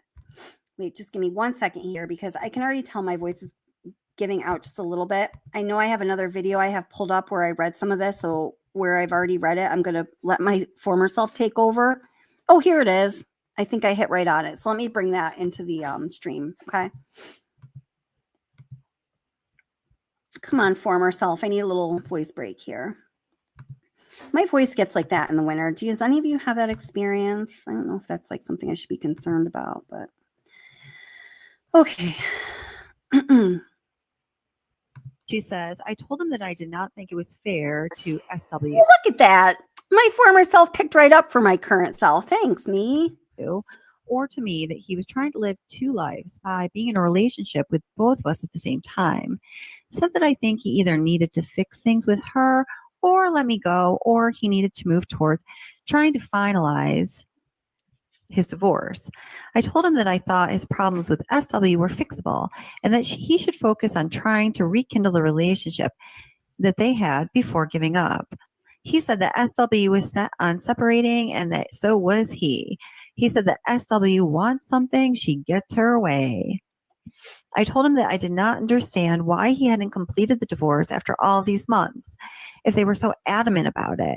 If she wanted it as bad as he stated, I did not understand why it seemed so stagnant. At this moment, I realized that he might be lying to me about his separation. So I started quizzing him on things that he had told me earlier. Okay. So she remembers this much later while she is writing this letter to law enforcement, and she includes these very specific details, but she did not remember any of this. The part about him possibly lying and what we're about to learn, she quizzed him on when she was interviewed by law enforcement. It's just all so weird. It's like she builds her story as she's going along to whatever best suits her and makes her look as good as she possibly can, given what's happened. So she goes on to say, this I refer to as the moment any guy I know would never, ever, ever, ever, ever want to date this woman or would dump her if he was dating her. So she says, I asked him when was the last time he was intimate with his wife. Good Lord, heaven above. And then she says, CW told me that. Jennifer, I just want to say thank you so much for becoming a member and welcome, Gina Marie. I'm glad you guys are here. That day that the last time that he and his wife had sex was in May. But he told me on an earlier date that the two had not been intimate since March or early April. She then says, I asked CW if he used protection when he slept with her because he stated on an earlier date that he had used condoms when they had sex. He told me that he had not used protection.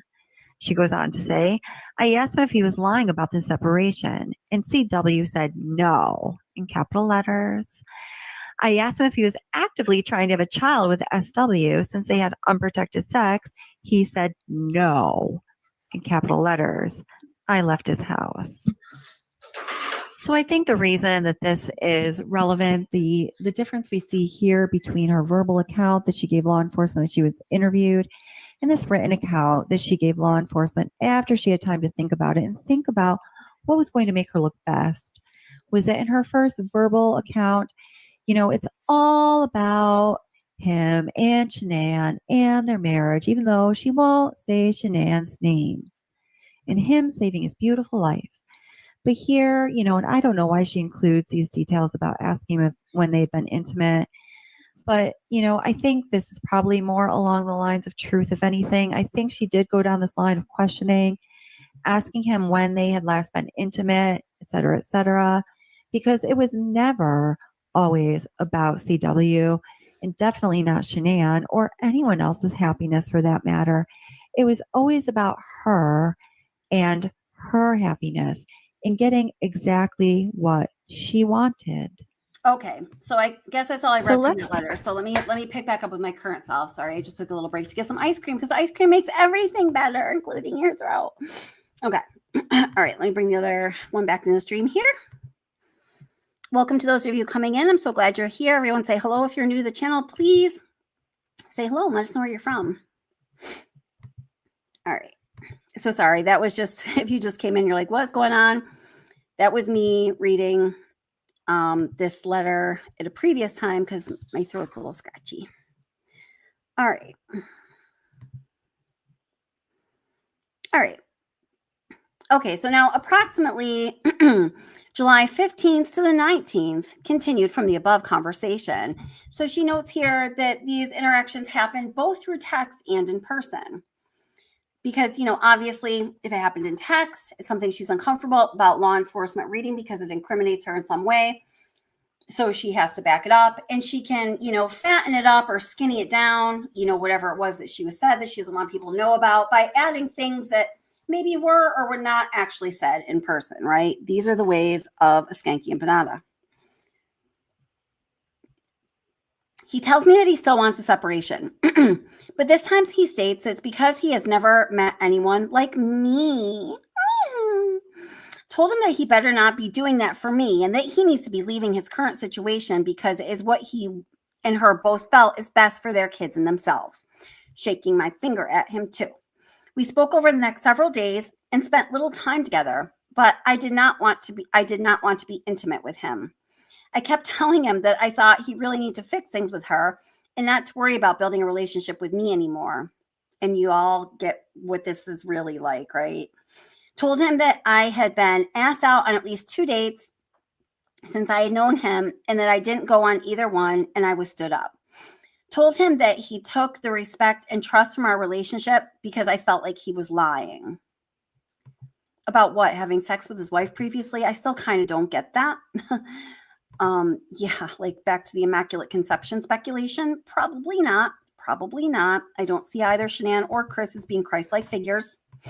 So now we're moving on to July 20th, 2018. We attempted to have sex 4 times that evening, and he seems mentally interested but physically cannot perform. But she was just the one that said she didn't want to have sex. I asked him what the problem was several times, and he kept telling me there was nothing wrong. I told him that he was quiet that day, and it seemed like he had something on his mind. I asked him what was bothering him, if it had to do with the conversation that occurred the previous weekend.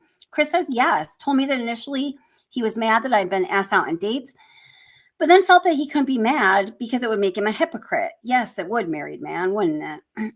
Said what was really bothering him was that I kept asking him to try to fix things with Shanann. Chris told me that he would attempt to fix things with her when he was in North Carolina and that he didn't want to talk about it anymore while he was home. The sex from then on and the rest of the relationship was greatly reduced from 3 to 4 times daily to 1 or 2 times and was not as intimate when it occurred. Sex no longer happened every day when we hung out, but was still very frequent. Thank you, Nicole. Thank you for that. Thank you. Thank you. Thank you. Okay. Conversation while Chris Watts was in North Carolina. Now, this is just so enraging. Okay. Phone. Chris tells me that he had a conversation with his buddy Mark, who lives in San Diego. Says Mark informed him that many years ago, he believes that Shanann was responsible for a large amount of money that was embezzled by a company that Shanann and Mark both worked for at the time, but that company was never able to prove who did it. We've gone over that case. It was dismissed. And Mark didn't work there. Then all of a sudden we go to Wednesday the 8th. So again, let's just put this in a little bit of context. It's on the 7th of August when Shanann and the girls and Chris and Shanann's pregnant belly returned from North Carolina all together. And so the 8th would be the first day home. Okay. Now it is on the 8th when it was a very, very busy day for Chris Watts. Nichol Kessinger fails to disclose here on the happenings of the 8th that it was on that day when she gave Chris Watts a key to her apartment. Now, Chris Watts says in his mind that changed a lot of things. That was almost like the engagement ring that was being reverse given to him by her, right? And on the 8th also, Shanann Watts had an ultrasound to see the baby's heartbeat for the first time. Oh, no, I'm sorry. That's when they were going to find out, but they weren't going to find out. The doctors would know, but then they would put it in a concealed envelope and give it to Nicole Atkinson, the gender of the baby.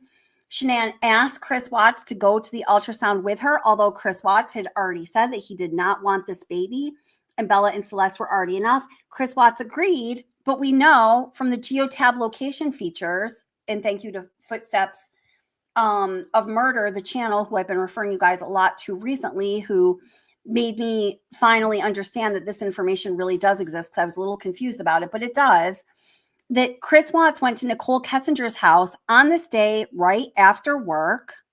This is also the date that Chris Watts deleted his Facebook account. Now, remember, we're T-minus 5 days to the murders, a little less. And he stayed at Nichol Kessinger's house right up until the very moment when he'd have to go home to pick up Shanann for their evening ultrasound appointment, so they could, find out what the baby's gender would be to eventually have their gender reveal party, which was canceled. And again, this is a day that Nichol Kessinger gave him the key to her apartment. So now this is what she says happens on the 8th. Chris Watts stops by the Frederick, Colorado Toyota dealership to pick up an order of touch-up paint and windshield wipers for my vehicle after he gets off of work.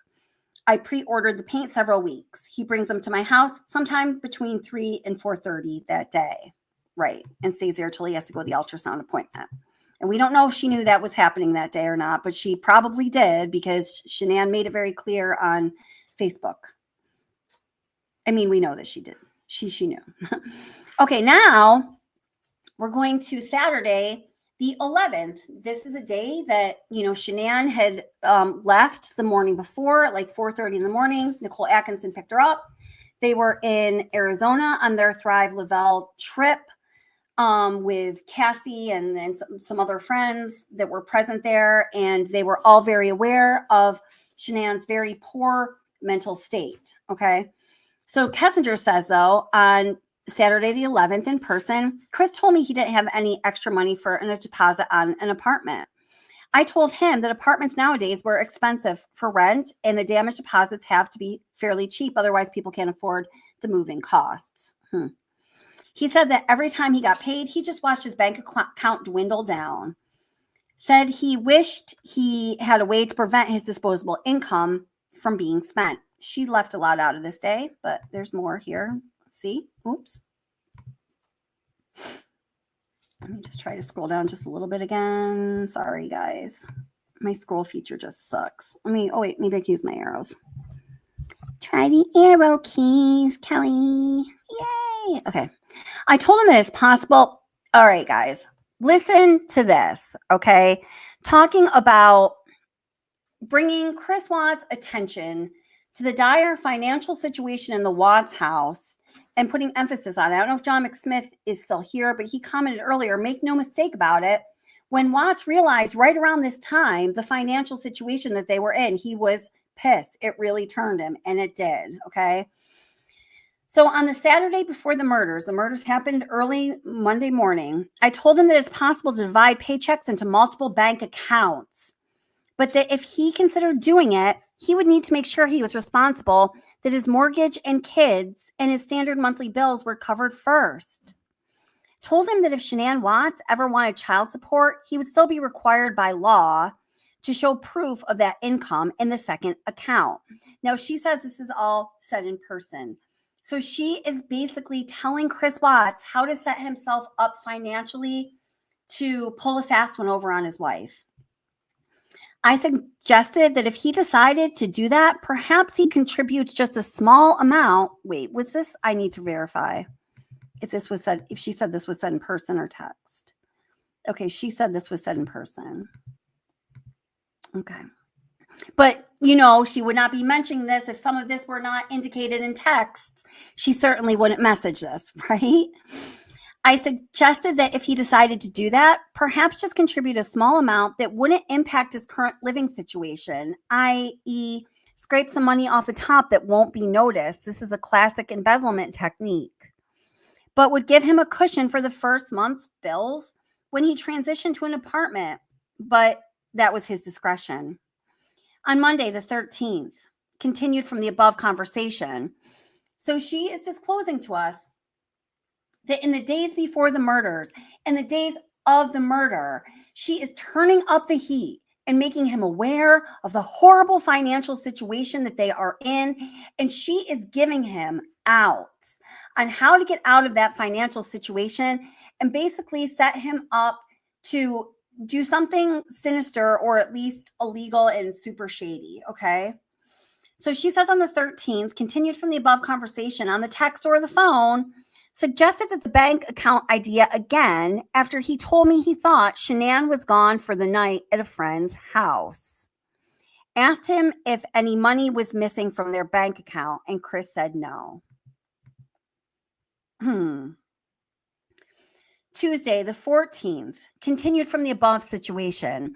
So now we are being told right from the empanada's mouth that in the days leading up to the day of the murder and the day and days after the murders, all she is talking about are her suggestions to him on how to financially manipulate what needs to be manipulated so he can walk away with money.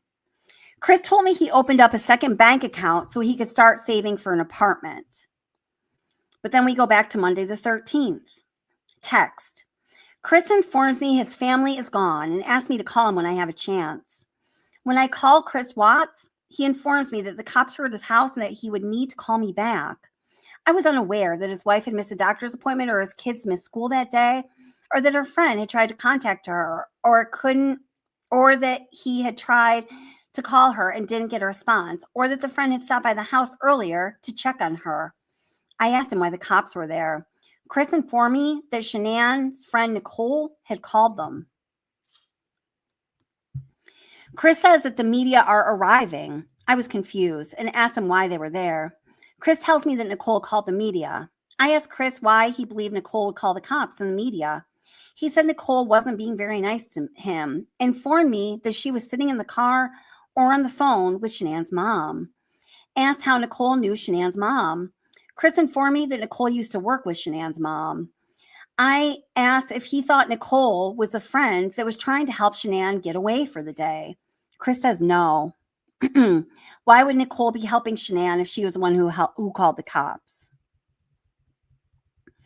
She goes on to say, it was suggested maybe to throw them off the trail. I suggested maybe it was to throw them off the trail. He did not agree. Chris asks if he should talk to the media. I initially told him no, and then suggested that if he decided to speak to them, maybe he could ask Shanann to bring his kids back. Was uncomfortable with him asking for my advice on the media, so then I asked what his friends thought he should do about the media. Chris says that his friends believed that it would look bad if he didn't speak to the news and thought that he should make a statement. That's one we'll never forget, right, world? I asked Chris if the cops had attempted to search his friend's house since he believed that Shanann had gone to stay with a friend. He told me no, they hadn't. I asked him why not, and he told me he didn't know why they hadn't. I asked him why Nicole did not like him. He said he was unsure. I asked Chris if Nicole was married and how well he knew Nicole and her husband. He informed me that he didn't know her husband hardly at all. I again suggested that maybe Nicole was the one helping to try Shanann to hide out from him for a while. Chris said maybe, but it didn't really seem like he was entertaining the idea. Asked him if he thought she was with another man. Chris said it was possible, but he didn't think so. I asked if he thought his family was in danger. Chris said, if my kids are with her, then they are safe. Never said he was worried or concerned about his family unless I prompted the question. Looking back on everything, I'm so glad that Nicole showed up to check that day on her friend. Don't worry, there's more. On Monday, the 13th, again, this is the day of the murders, Chris says his home camera shows him leaving for work at 5:15 like usual that morning. Chris tells me that his home alarm system notified him that at 9:10 his garage door opened, but that he never received a notification on his phone that it closed again. Let's pause here.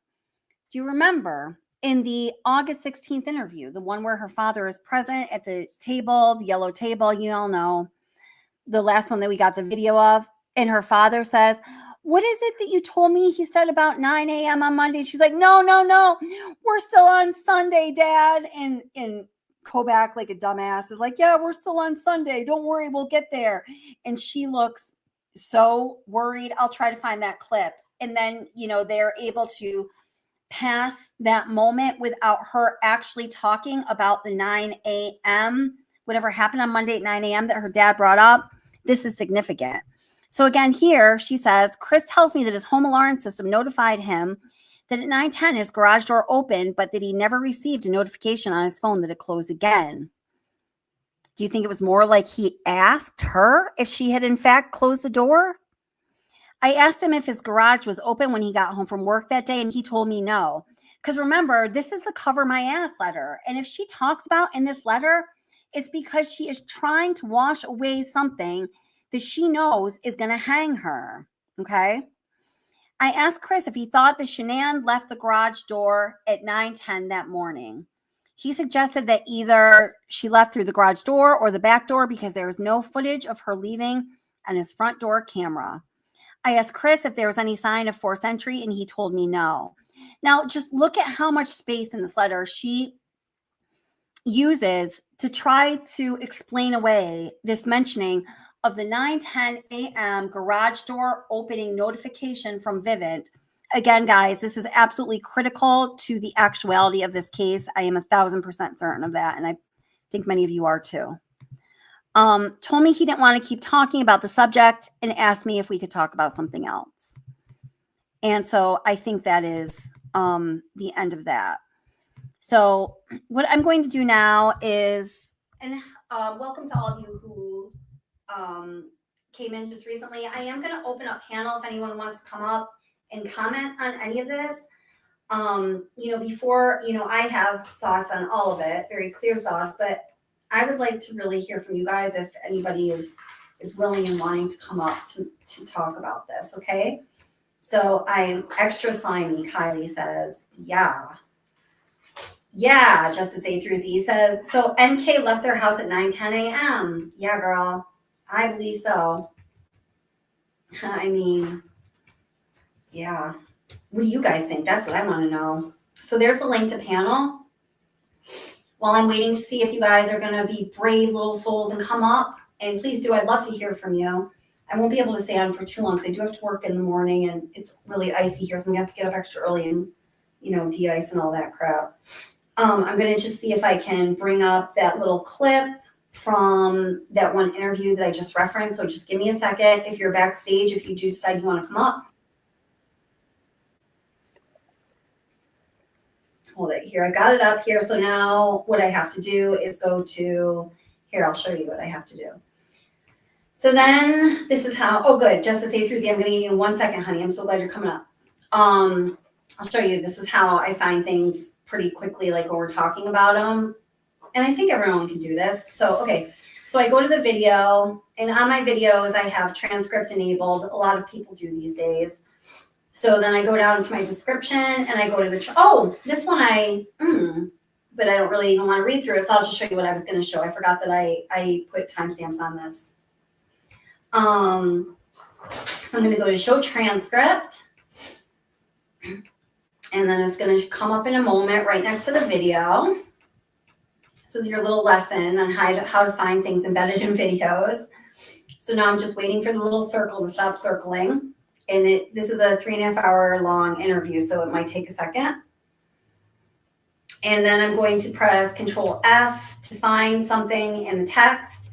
And I'm going to type in Monday because that's what's coming to mind. And now I'm going to click down through the Mondays and find where Monday. And then I'm going to bring Justice A through Z up and if anyone else is backstage. Scrolling, babies. Thank you for being patient. There's Jim. Okay. Okay, so here's, I'm gonna bring Justice A through Z up, but then we found it here, you see? Easy breezy. And this is how I become the Watts Encyclopedia. All right, let me just get that timestamp in the right spot. And then grab Justice A through, pull this up bigger for you guys. Get Justice. And all right. Hey girl, how's you doing? Hello, how's my sound? Good, wonderful actually. You sound terrific. How's it going, girl? Good, because I don't have my mic and I don't feel like grabbing it. No, you're good. You're good. Hey, do you want to listen to this little sound clip from this interview that I'm talking about where her dad brings up the 9 a.m. thing on Monday here? I do. I never caught that on the 7-page letter because I've done some live discussions on that letter. Yeah, no, definitely. That thing is such a piece of crap. Wait, let me plug your channel. Justice A through Z has a channel, and if one of the mods could grab her link and pop it in, that would be great. I would definitely suggest going to visit. She talks about a number of cases, and we love Justice A through Z. Oh my God, girl! I've been going on a deep dive with all of the cray. No, I watched Jay-Z. Oh my God, Jay-Z. Man, I've come unglued over that. I noticed. You're doing good though. You're doing good. So definitely check out her channel. And here, let me play this real quick. So I went like about a minute and a half before just so we can all, get into the Dwayne Kessinger mode. So let's listen to. Okay, wait. I just got to say this because it's funny. Sure. Jay-Z and I have matching names. Justice A, Jay-Z. I didn't even notice that, Duh. I know. Oh, that's so cute. Oh, girl, I don't know. Yeah, well, we'll talk about that in a minute. Here, let's listen to this. Yeah, definitely. Everybody, go check out her channel. About the water balloon fight on Sunday evening during your conversation on the phone. I think so. Okay, so you don't know whose house he went to on Sunday, but you knew it was for a child's birthday. Yeah, and he had told me about that in advance, really. So I don't know if it was Saturday that he had told me that he was going to go that birthday or like Friday. I just remember he was like, "I got to go this birthday party." Okay. With my kids. Any other conversation that makes sense? I mean, honestly, at this point, I'm really tired, so I know there are certain things that I need to tell you guys that we'll get to as these days progress. Yep. But in all honesty, if it doesn't stand out to me now, Today? it probably wasn't relevant. What about that 9 o'clock thing you were telling me on Monday? Oh, what he told me? Oh yeah, well we'll get there. We're still on Sunday. So we're on Sunday. We're gonna get to Monday. We're getting there. Oh. So Sunday night Oh my or God. Sunday during the day, you had your own personal. Let's just watch that again. I mean, can't you see the relief when she doesn't actually have to talk about that? Let's just watch that one more time. Right. So that's what I was like, was I hanging out with you? God. Very memorable event, huh? Me and him and my Friday. I just remember he was like, I gotta go to this birthday party. Okay. With my kids. Any other conversation that makes sense? I mean, honestly, at this point, I'm really tired, so I know there are certain things that I need to tell you guys that we'll get to as these days progress. Yep. But in all honesty, if it doesn't stand out to me now, Today? it probably That's fine. wasn't relevant. What about that 9 o'clock thing you were telling me on Monday? Oh, that he told me? Oh yeah, well we'll get there. We'll get there. We're still on Sunday. So we're on night. Sunday. We're gonna get literally- we're gonna I get know, to this is gonna be a long we're gonna night. get there to Monday. We're getting there. Oh. So Sunday night or Sunday during the day, you had your own personal. What do you think about that? What do I think about what, hon? Oh, what do you think about that? Like that, how her dad tries to bring up that. What about what you told me on 9 o'clock? And she's like, oh, yeah. Oh, well, we'll get to that. I mean, doesn't she look relieved to you that she doesn't have? She's like, I told you, it's going to be a long day. Ha ha ha ha ha. Yeah, big time. And is Yeah. it Kobach? Is it Kevin Kobach? Yeah, that's right. Yeah. Yeah, he like totally missed that boat, man. He missed like so many books. Let me just say, Gina Marie, thank you so much for the super stickers. Thank you. I just got to checking them. Thank you so much, and I appreciate you. Thank you for being here. Yeah, But it's almost like he was trying to miss them, right? I mean, he went into this interview, I think, to dot his I's and cross his T's on paper, but he had no intention of doing any real investigatory. Yeah, exactly. Ding, ding, ding, ding. Exactly what you said. Yeah. And I've never noticed how actually young her dad looks. Do you know how old he is? Because I'm thinking maybe he was like 20 when she was born. Yeah. You know what? When he actually says his birthday in the beginning of this video, and for some reason I feel like I want to say he says he was born in 63. But I'm not 100% on that. Yeah. Okay. I'm not Yeah, sure. I never even noticed, like, because I've always just kind of not looked at him because he makes me so sick. I mean, really, he does. He's disgusting. And the way he's looking at her, like, I mean, any parent is going to care about their kid, but he's just, the way he's looking at her is so gross because he knows damn well that she was involved in some disgusting crap. Yeah, and he's just bailing her out like he always did, right? I mean, like she has a history of being arrested. She has a history of being arrested. I mean, this is not like, or being in trouble with being arrested. I mean, she wasn't arrested here, unfortunately, yet. Well, she was arrested for not cooperating with the police. That's correct. With the party, and then wasn't it verified about her injuring a woman in the back with a sharp edged object? I guess what I would like, the way my understanding of that is like by like what I would call like in my opinion, what I want to see is like official verification. It's like a shade away from that, but it's damn close. Like I the way I feel about it is it seems like there is enough smoke to say something definitely happened, but I wouldn't feel comfortable in attesting to saying I know what the details are. You know what I mean? Right. Because I think I've seen some pretty solid evidence on that. I don't know if that was your channel or Plunder. Yeah. But how old was she? Yeah, I basically source Plunder on that. Anytime I talked about it, my source has been Plunder. Yeah. Do you remember how old she was with that alleged incident? I feel like she was 18. She was still a minor. I'm quite sure. So she was probably 17 then, and that's why we can't access the record, right? Yeah. And so then again, just regarding that, little 9 a.m. thing, she spends this. Now remember, because this is the cover her ass letter, everything, and I am so sure of it, everything that she mentions in here is because it's something that she knows that law enforcement is going to hook onto because it exists in the text that she knows that they're going to read or whatever, and she's trying to wipe it away. So she says, Chris Watts says his home camera shows him leaving for work at 5:15 a.m. like usual. Chris tells me that his home alarm system notifies him that at 9:10 his garage door opened, but he never received a notification on his phone that he closed again. Big enough deal that she mentions it to her dad, and he tries to insert it in this interview. But like you correctly said, Kevin Kobach misses the boat. I asked him if his garage was open when he got home from work that day, and he told me no.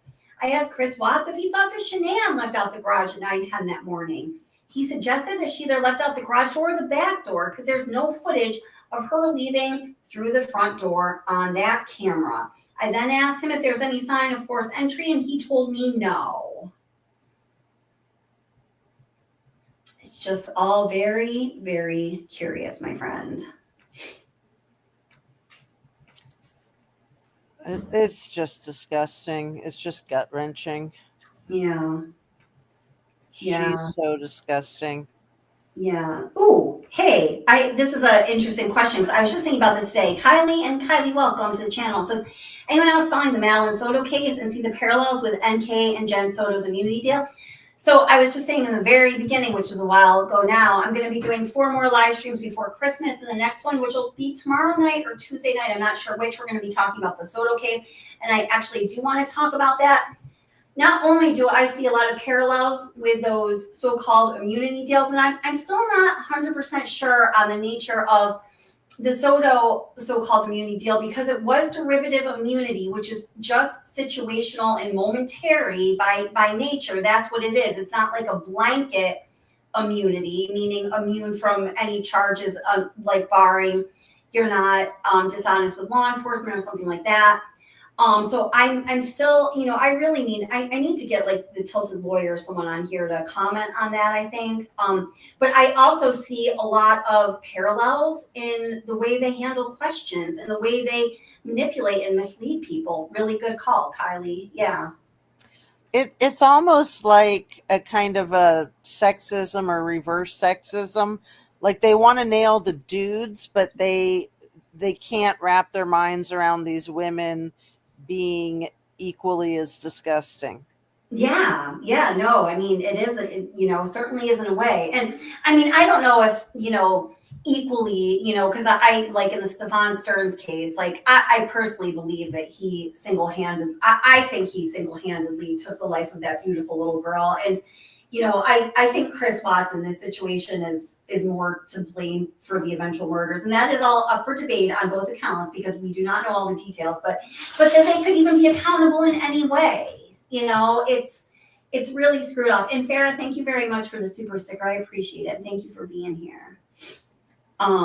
Yeah, I know it is very weird. And I think, I don't think it's so much so. I guess I would say, and then the differences I see are, in Nichol Kessinger situation, I certainly think she used her sexuality and her feminine wiles to pull one over on these men. But in the Jen Soto case, I definitely don't see that because she's just a little moldy potato. But yeah, still, sexism nevertheless, certainly. Man, I never thought about this. Do you think that NK might have I'm like cringing, an OnlyFans type of thing? Oh, yeah. And her sexy brown bikini. Oh, possibly. Yucky. Yuck. Yeah, you are the. Oh, and MK Connecticut, thank you for the super sticker. Also, I missed a couple here, and I thank you guys so much. I really, really appreciate the support of the channel. Thank you so much. Yeah, I mean, I in my opinion, she certainly seems, and this is just me, spouting off. She seems like, and this is not against anybody who has that kind of a thing. I know people have to do things for different reasons in their life, and it's not. But yeah, I mean, I could certainly see her doing that. Yeah, I know, and I'm glad you said that because it's not to be judgmental or to shame anybody who does do that. It's just something I never even thought about with her. But yeah, those thousands of photos that Charity had for Chris, she had to do something with them. I know, really. May as well turn a profit on them. Seriously. Gross. I know. I know. Yeah, Jody says OnlyFans is horrible. It's really sad to me how many people. I was just reading today about this a star from Empire, not the one who got himself in all that trouble, but another one who was in other types of trouble, and he has to rely on OnlyFans to get through. Oh boy. I know. And I was just like, damn, I bet that's what a lot of them do when things are not going well. Yeah. I And, mean, and his OnlyFans stuff was like rated X, like completely rated X. yeah. Like self-pleasuring and crap like that. Yeah. That's just like, I don't know. That's I've never been able to wrap my head around that, but I know, yeah. Well, I'd like to share that I looked up OnlyFans in the Kylie Rodney case. No, the Trinity We were Backus. just talking about this the other day. Trinity Backus case was the first time I'd ever heard of it because her mother, Andrea Stanio, and her fake Auntie Ashley, I'm not remembering Ashley's last name right now. In case anybody wants to look, I'm serious. Look at Andrea Stanio. It's freaking crazy. It's absolutely insane. And I was so blown away. Right. We did talk about this, didn't we? I was so blown away and I was so horrified. And I like really, really felt filthy just looking at these images. And then right after that was when the Idaho 4 came up. That's right. Yeah, we were talking about that with the Idaho 4 case. And Sarah here says, I did OnlyFans for years and I really hated doing it after a while, and I imagine, and I've heard this from, other women who have done that or have done things like that, at first it's almost like, it seems like this like sort of easy way, whether you enjoy doing it or kind of don't enjoy doing it, but you do it anyway because sometimes we just have to make ends meet, but at some point it's almost like it enslaves you and like I'm sorry.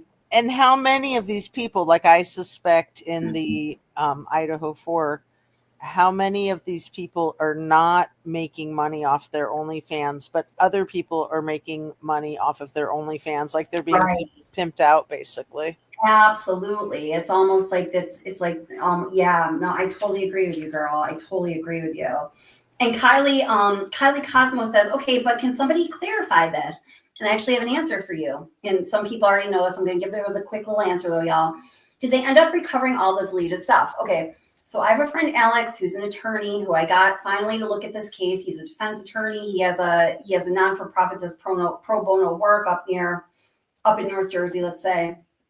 And he ended up getting really into it. This was just a few years back. And through his travels, he ended up having a few conversations and met 2 times personally, not necessarily for the purposes of discussing this case, but the second time it may have been, but I'm actually not very clear on that. But anyway, he spoke to somebody who is very, very central to the investigation of this case in Colorado.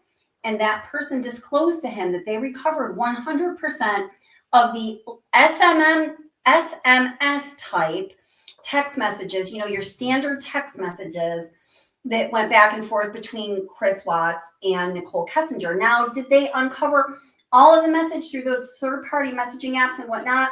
We think the answer to that is no, because I've been talking about this a bit recently in the discovery.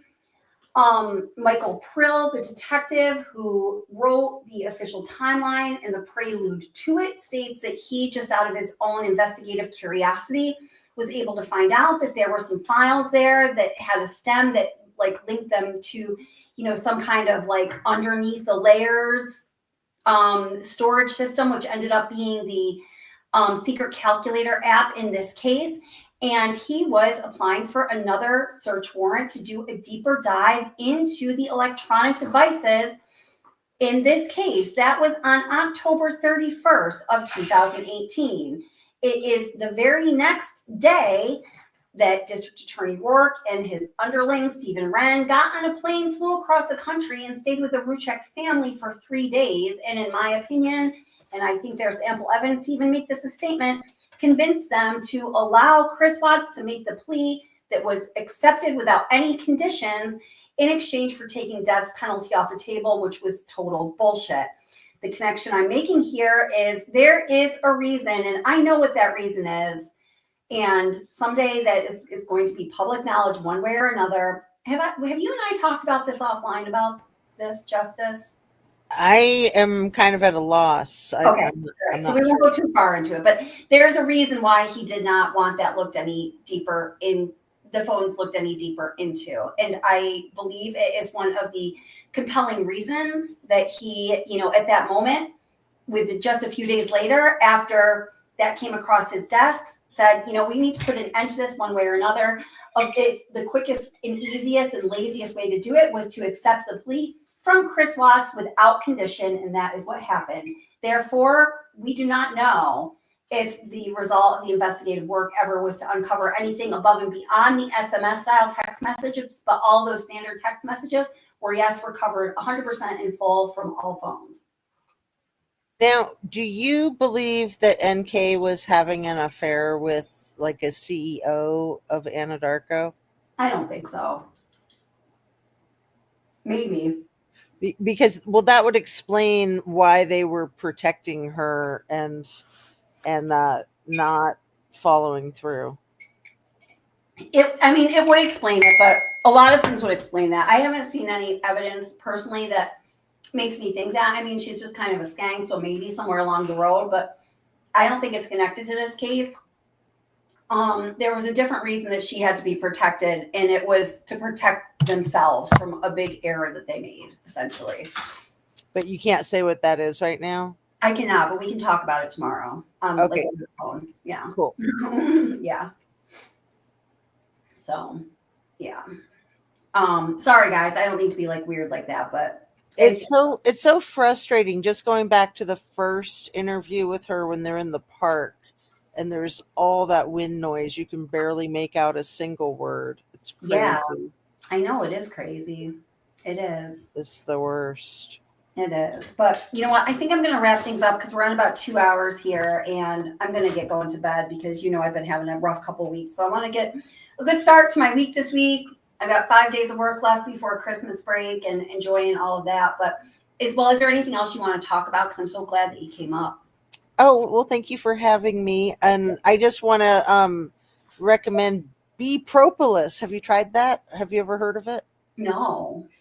They sell it at Trader Joe's. It's like a little spray. It's like,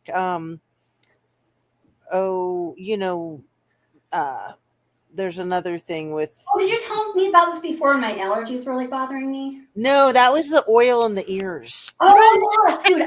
I'm seriously writing these both down right now because I trust you on this.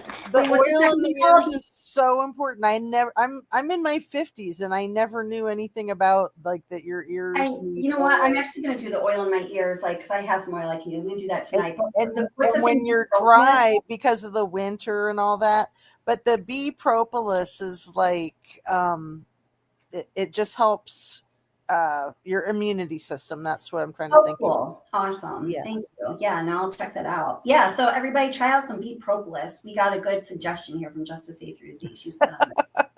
I'm always looking for natural remedies. Yeah, no, it's good stuff. Oh, and Yippee A says, Kelly, you got to try Thrive. It cures all. Sorry, I know that's a good one. I think that's really good advice. I think we should all get into some Thrive. Yeah. Actually, I'm going to start selling it. Okay, everybody, make sure you buy from Justice A through Z. She'll be bankrupt within a year. Oh my god! I can't believe she had 8 MLMs. Honestly, yeah. I almost got involved with that Fields and Rodin one. Oh yeah, it's alluring. That's actually one. I have a friend that's involved in that, and I think she makes okay. She definitely, I know she gets, she's very, very, very, very, very logical and stable though. So she didn't go, she's not your normal like MLM. And I have to say, I love the essential oils, the doTERRA and the Young Living. Those are MLM too. They are. Unfortunately, because then it becomes like $50 or $100 for freaking essential oil. I was going to say they are nice oils, but you can definitely get them, marketed a different way, like with the same, like grade for a lot less. So yeah, it is too bad.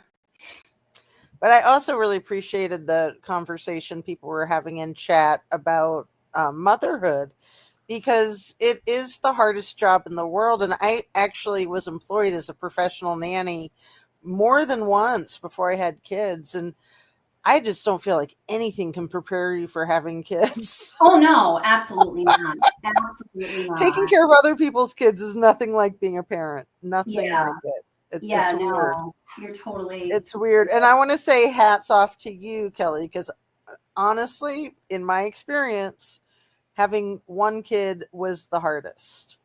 Oh, yeah? Absolutely the hardest. It gets easier with each one because they have each other. Oh, honey, please multiply. Talking to my son. Yeah, no, it is. I mean, I love being a mother more than anything. I love my son more than anything, but it's definitely hard. Yeah. And yeah, it is such a blessing. And sometimes you have to remind yourself of that because it can just be so challenging and crushing. Yeah. Oh, and Kylie says he is 1 3-year-old single mama. I'm a single mama too, Kylie, and I have been ever, my son's whole life. And I know you're doing a great job, and you hang in there. Make sure you take care of yourself, and give you tons of credit for what you're doing. I know how hard it is. So, well, and Shanann just really set herself up. I mean, I don't think I would do well videotaping myself with my kids when they were toddlers. Oh, no, because you're not mean, meant to do that. Your babies need your attention. All those times when, in that video we were showing earlier, where Bella just, I want it. What she wants is the love and the attention. We all know that. Or when Cece falls off the couch because Shanann only has one hand on her because she's holding her phone. If she set her phone down, she could have, had two hands and Cece wouldn't have landed on the floor. Yeah, no, that's right. But I mean, and at the same time, kids can fall down and hurt themselves when you're holding their hand. I mean, sure, yeah, kids are kids, but the fact is, and this is, and we can take Shanann right out of the picture. We all know that when we're present with those kids and we are fully with them and we are paying attention to them, things are always going to go better for those kids. It's just how it is. So. Yeah, I feel like that MLM really messed her up. And I've really appreciated all the research that you've done on that, because that really opened my eyes. Learning that from you the first time I saw one of your videos where I feel passionate about it because I know that, I don't really know anyone else that did kind of that real life. And it was a little bit of a risky experiment when I did my third MLM and I decided that I had understood how they were, front loading the commission plan and how I could make money, but I would have to because it almost gets addictive, right? I knew that at 9 months, after that 9-month commission marker was over, that it was going to be downhill from there. But it's it's almost like how I imagine being addicted to gambling or something is. It's you see that you're up a little. So you're well, I'm going to just keep going. You know what I mean? So it kind of takes a lot of discipline to stop at that point where you're not going to make money anymore. And I was a little worried, can I do it? I better not get sucked into this, with my eyes wide open, Totally. So, but well, thank you for coming up, girl. And everyone check out Justice A through Z's channel. And we on this channel, when do you usually do live streams, darling? I'm planning one tomorrow at noon. Okay, cool. And it's covering the Jay-Z stuff, but Aaliyah, anybody who knows about Aaliyah knows. Yeah. Aaliyah, I just got to say this real quick. This isn't to plug my thing at all. Go ahead. But it's I never knew any of this stuff. I always heard about it, but I did a deep dive on P. Diddy and R. Kelly this year. And that was when I learned about Aaliyah. And Aaliyah passed away in 2001. R. Kelly married her when she was 15, which was in 95. Yeah. And he had a fake ID made for her that said she was 18. Do you know it took 28 years to get him put in jail for that? He was put in jail for that 2 years ago. Wow. There's suspicion around her death, right? Big time. Yeah. She was hanging out with all of them. And I got to tell you this, and then I'll jump off. I watched the entire MTV Music Video Awards from the year 2000 last night. I watched the entire thing last night, and it was so eye-opening. Because, the whole thing with that 13-year-old with those allegations is that was the after party of the 2000. Oh, nice. Oh, that's interesting. And, Beyonce was there interviewing Aaliyah. Aaliyah was cleaning up on the awards. J-Lo won an award. Puff Daddy and Jay-Z, like, they're all there. They're all part of it. They're all on camera. Like, it was such a thing. Oh, wow. And Aaliyah was passed away a couple of weeks before the following, the next MVA. So she passed away like August 25th of 2001. And then the MVAs were September of 2001. Well, for more on that, let's all meet at Justice A through Z's channel tomorrow around noon, because I definitely need to hear more about this. It's wild. It's wild. I did not expect to take that turn. Yeah. That's crazy. Awesome. Well, I'm definitely fascinated. I'm going to be there tomorrow. I'll be there tomorrow at 12. I'll eat lunch with you. Oh, cool. Well, I'm going to hop off so that you can do your thing and hop off. Well, thanks for coming up, girl. I love you and appreciate you. Thank you, dear. And thank you, everybody in chat. Have a good day. Next time. Awesome. Yeah. So check out Justice A through Z tomorrow. I would love to hear more about that. I think that's like really fascinating. And there's always been a lot of suspicion around her death. And Kylie, I feel like we must be like close to the same age. I have like a lot of the same very stark memories too. That whole, just like a lot of tragedies that happened in that hip hop scene around that time and, after and before, is you're saying like, Tupac and, oh my God. Oh, and I remember when, oh my gosh. Yeah. We remember, you remember those things so clearly, right? So when Notorious B.I.G. died, oh my God, that was like, I am sure that I cried. I just absolutely freaking loved him. He was one talented young man. So, all right. Hey, Anaphylaxis, how are you doing? Yeah. Oh, hey guys, could you please hit the thumbs up? I'd really appreciate it.